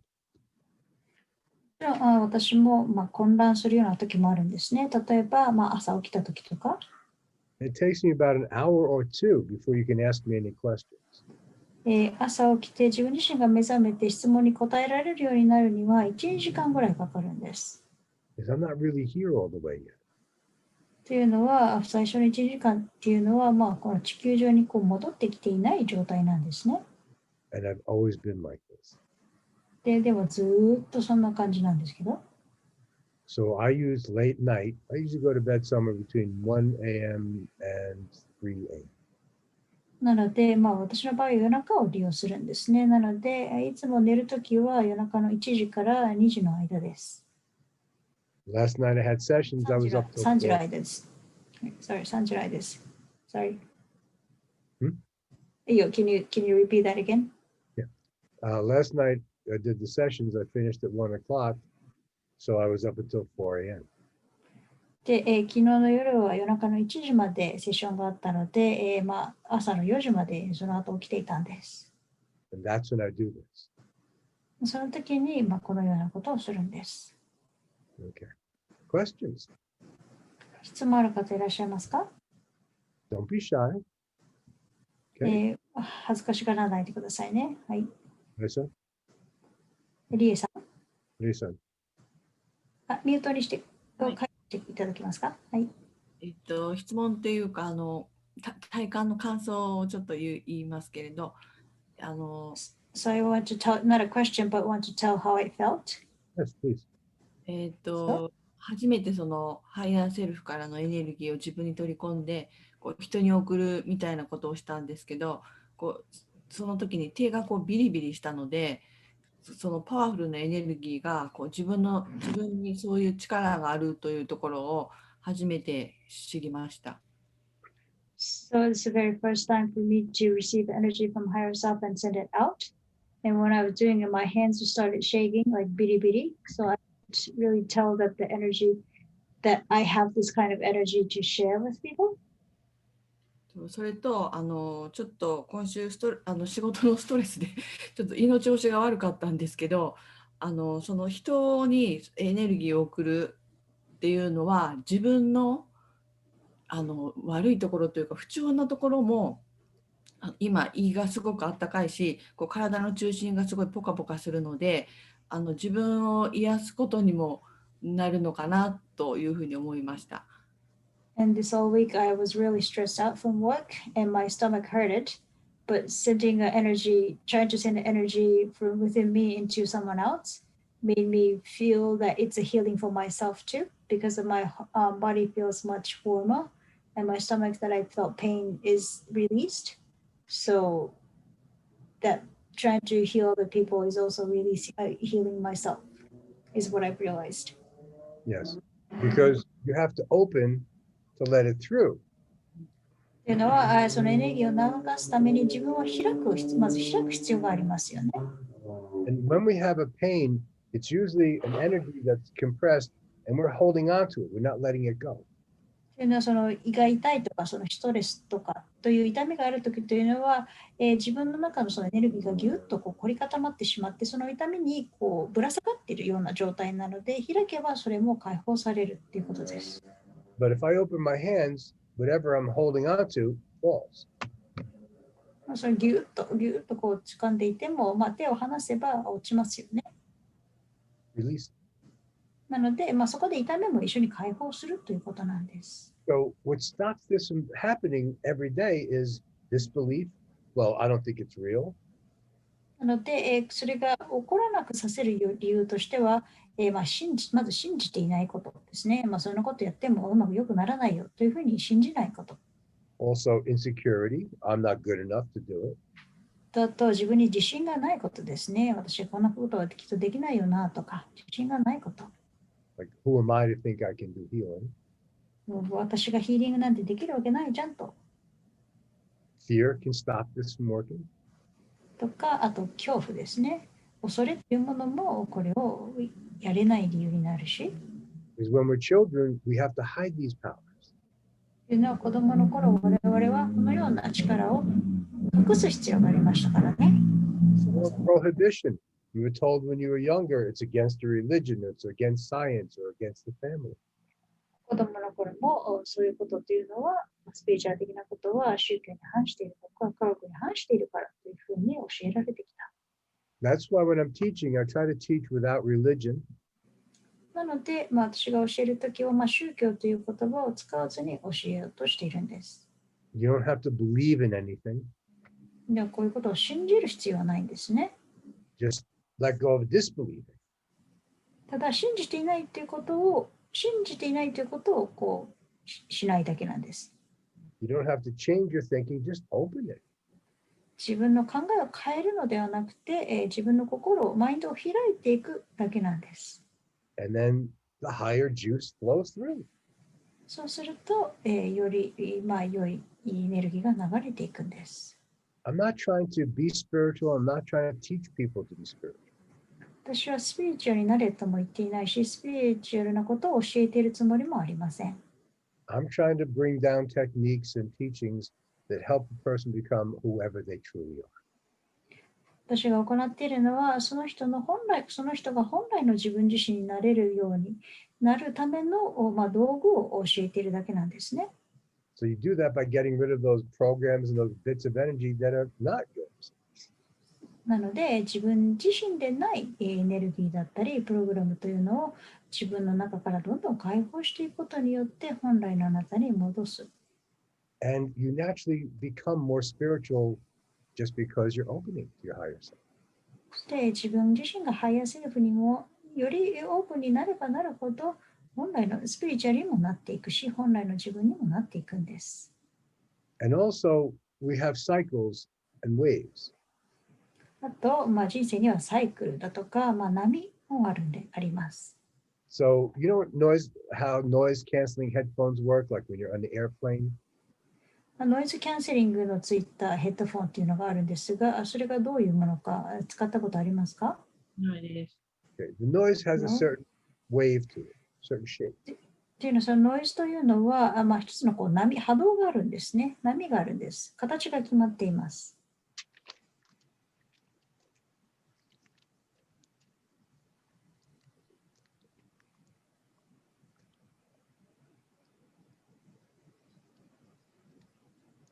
Maybe like this. 例えばね、こんなような波があるんですね。Okay, so if I do this, the opposite, なんでちょうどその波の反対の波をつければ、it becomes balanced, equal. バランスされた、その波はバランスされた状態です。バランス Careful the other way out. で、お互いのその波を打ち消すようになるんですね。Now you've seen this when you sit at the ocean and you're watching the waves. 例えば、海岸に座って波を見ているときは、これと同じ原理で、You're standing back far enough, your feet aren't getting wet. 足が濡れないように波がギリギリ来ないところに立っています。So you move a little closer to the wave. なので、ちょっとだけ、波に近づく。And then a wave comes in and another wave similar comes behind it and it gets bigger because two of them are coming. そして、一つ波が来たら、後ろからもまたもう一つ波が来るので、そういう波がくっついて大きな波になって、自分のところまでやってきます。And it comes all the way in and your feet get wet. そうすると、一瞬にしてその波がザーンと来て、あなたの足は濡れてしまう。And then you get closer, you move away from the water. で、また水から遠ざかって、And the next wave comes in, and as that one's coming in, the other one's going out, and they cancel each other out. そして、一つの波が引くときと、波が向こうからやってくる波が重なったときに、お互いの波の力というものを弱めますよね。So the wave comes in and just goes and stops. なので、後ろから来た大きな波というのは、引く波に押されるので、エネルギーが弱くなります。止まります。So that's like how noise canceling works. なので、それがノイズキャンセリングの原理なんですが、So when you have a bad time, you have a negative wave, you do something positive, it balances it out. なので、自分の中にネガティブな波があったとき、ネガティブなことが起こったときは、自分自身にポジティブなこと、より良いことをやってあげて、そのネガティブな度合いというものを和らげるんです。If it makes you think negative thoughts and you have negative actions and emotions, it amplifies it and it comes all the way in. そして、でもそこで、ポジティブなものじゃ、ネガティブなことが起こっていて、ネガティブな感情があるのによりネガティブな思いをしたり、ネガティブなことをやってしまうとすると、それがもう倍のネガティブな波にやって、全部自分に波としてやってくるんです。So now you can use this higher self technique to counteract the negative waves of life. なので、このハイヤーセルフの今回のテクニックは、ネガティブな波が来たときに、このテクニックをやることによって、そのネガティブな波をキャンセルする。So if you're having a good day and you're relaxed and you do this exercise, oh, you get high on it.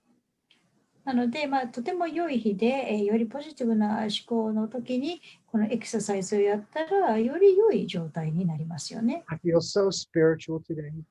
よりハイな状態ですね。私とっても今日スピリチュアルだわ、みたいな。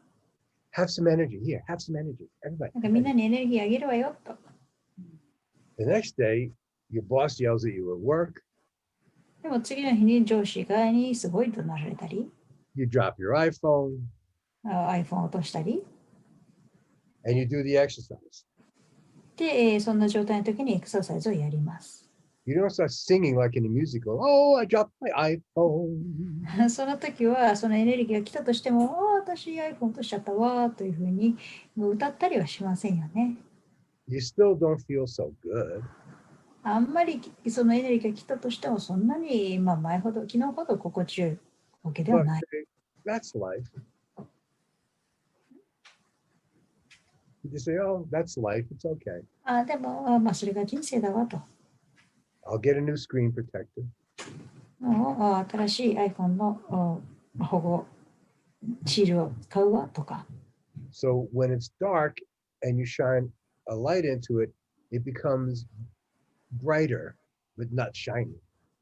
闇に光を照らすと明るくはなるけど、輝きはしないんですね。But it balances it out. でも、その闇と光でお互いを消し合うというか、バランスが取れた状態にします。So what you notice is over time, you still have good days, bad days, good days, bad days.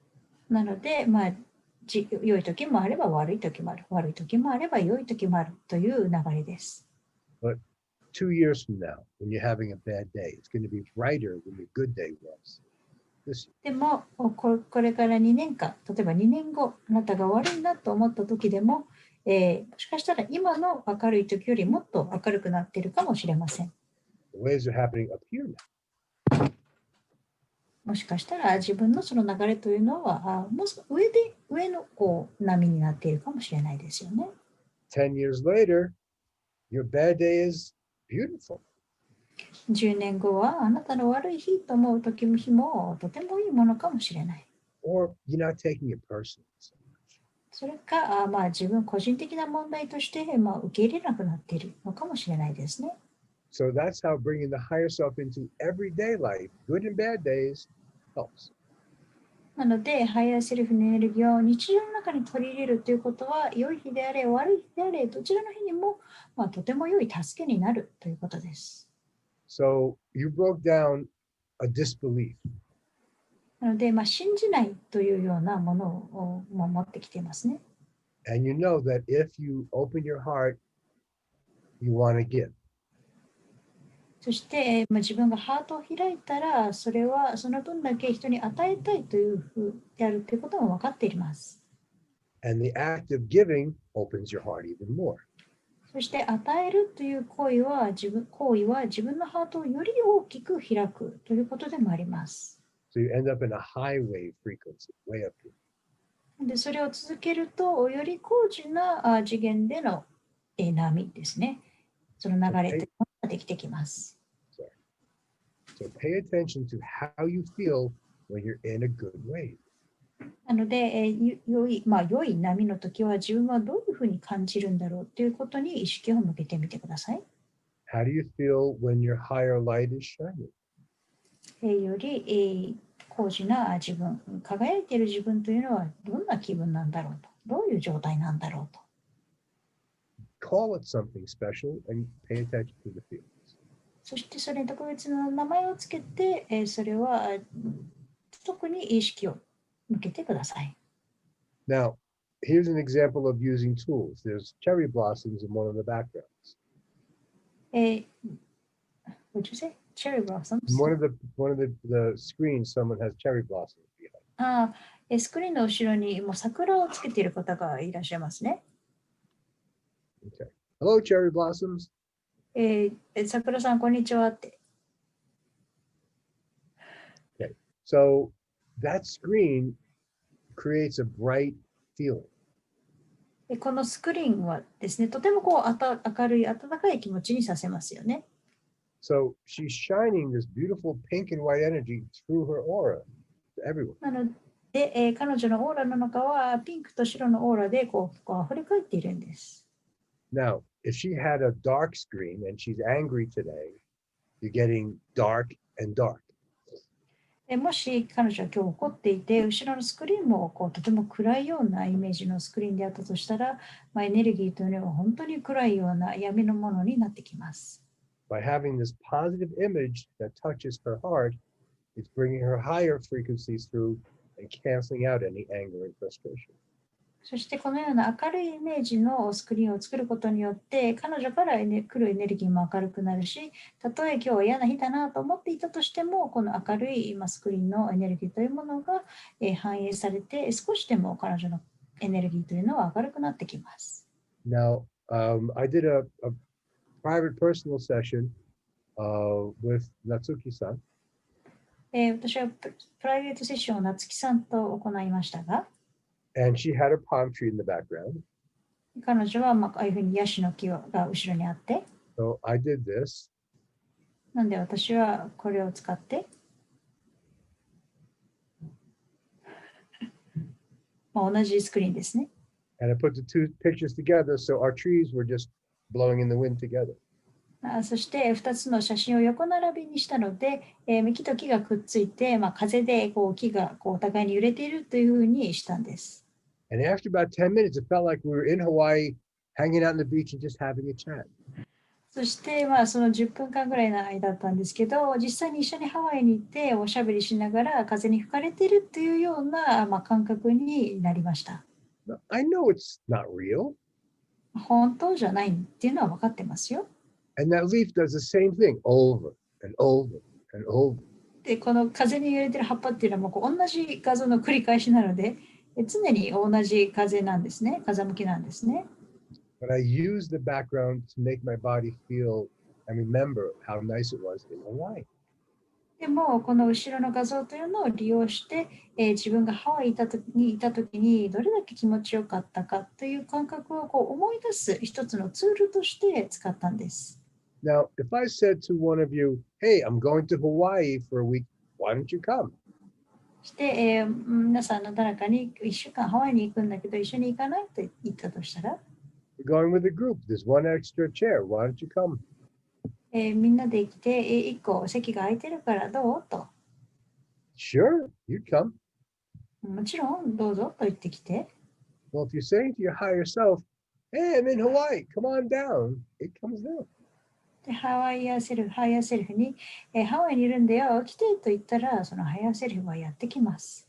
And if you feel like you're not deserving, もう自分はそんな生きることはできないなとか、you're not good enough, あまりそこまでいけるような身分ではないしと思ったり、then it's just a dull green screen.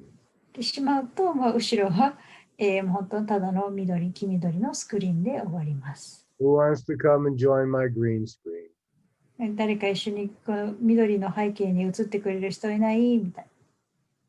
Or we can have a field of lavender. それかラベンダー畑に行くのもいいですよね。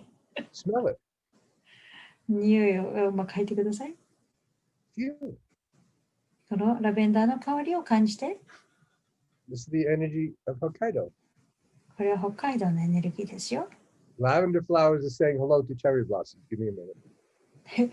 ラベンダーは桜の花にハローって言ってますよ。こんにちはって言ってます。Okay. So now, if I'm feeling, hello, good. If I'm feeling this beautiful lavender energy all around me, the higher self is going to use that to come through to you. で、この後ろにこのラベンダーの、とても良いエネルギーの香りとエネルギーがあったとしたら、ハイヤーセルフはこの心地よいエネルギーを使って、あなたの元にもやってくるんです。Okay. So what I did before the session is I put on this chakra healing video. で、セッションの前にはこのチャクラをヒーリングするビデオを見ていて、Turn the volume on my computer all the way to the most maximum. で、ボリュームをいっぱいいっぱい最大音量にして、And it was playing in the background for about 30 minutes while I was preparing for this class. そしてこの授業を準備するために30分ぐらいその音楽を聴いていました。So, and now it's sunset. 今はもう、夕日が落ちるとこですよ。And I have to go. なんでもう行かなきゃならないんですね。So you can use earth tools, movies, music. なの what で you're その wearing. 地球上の道具を使いこなすんですね。映画だったり、音楽だったり。Change your thinking.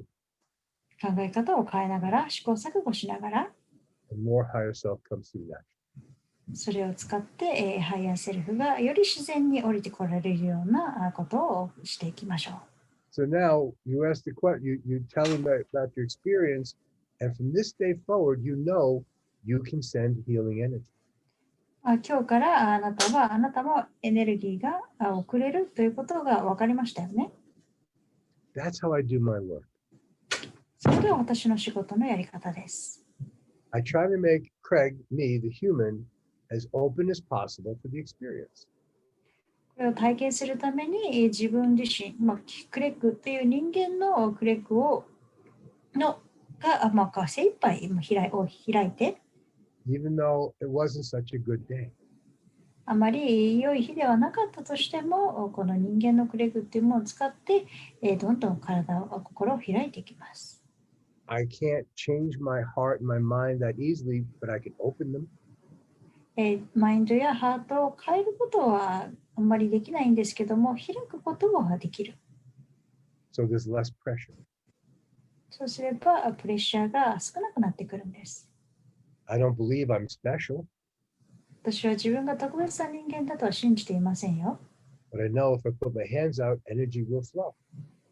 でも手をこういうふうにかければエネルギーが流れるというのを知っています。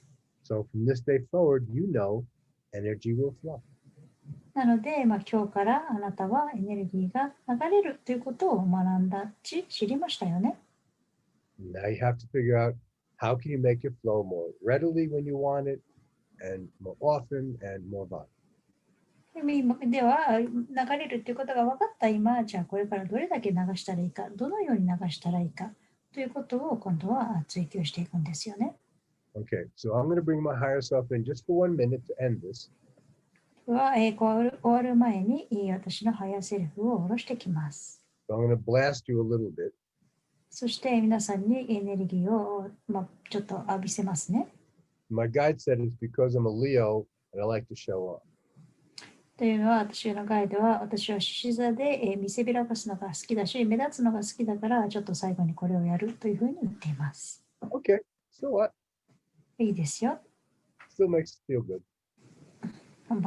これによって誰かが少しでも心地よくなるのであれば Now what I do is I tell my body, let's go to level 1. 私は体にではレベル1に行きましょうと伝えて And I remember the feelings. そのレベル1の感覚を思い出して And I say, okay, let's go to level 2 now. そして、じゃあレベル2に行こうと More higher self comes. するとよりハイヤーセルフが降りてきます、My hands are pulsing. 手が鼓動を打って My body feels warm, active. 体が温かくなって活性化されて My face feels shiny. 顔が光り輝いて And my vision is blurry. そしてビジョンが少し和らいでいきます。And now I'm simply doing a prayer. 今は相乗りをしています。I'm talking to my higher guidance, ハイヤーガイドに話しかけて but I'm not asking for me.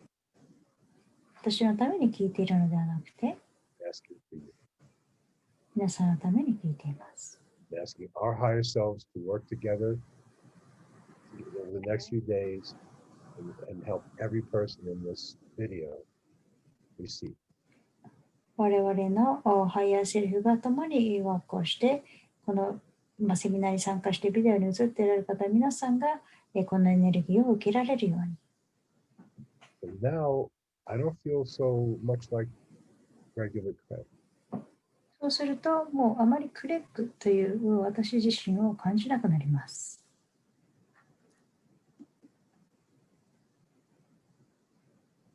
So this is bringing the higher self through. This is what it feels like to me. これが私がハイヤーセルフを下ろしてきた時の感覚なんです。And some of you probably got sleepy. ある人は眠たくなったかもしれない。And that means you got to your maximum, and in a minute you're going to go out of body.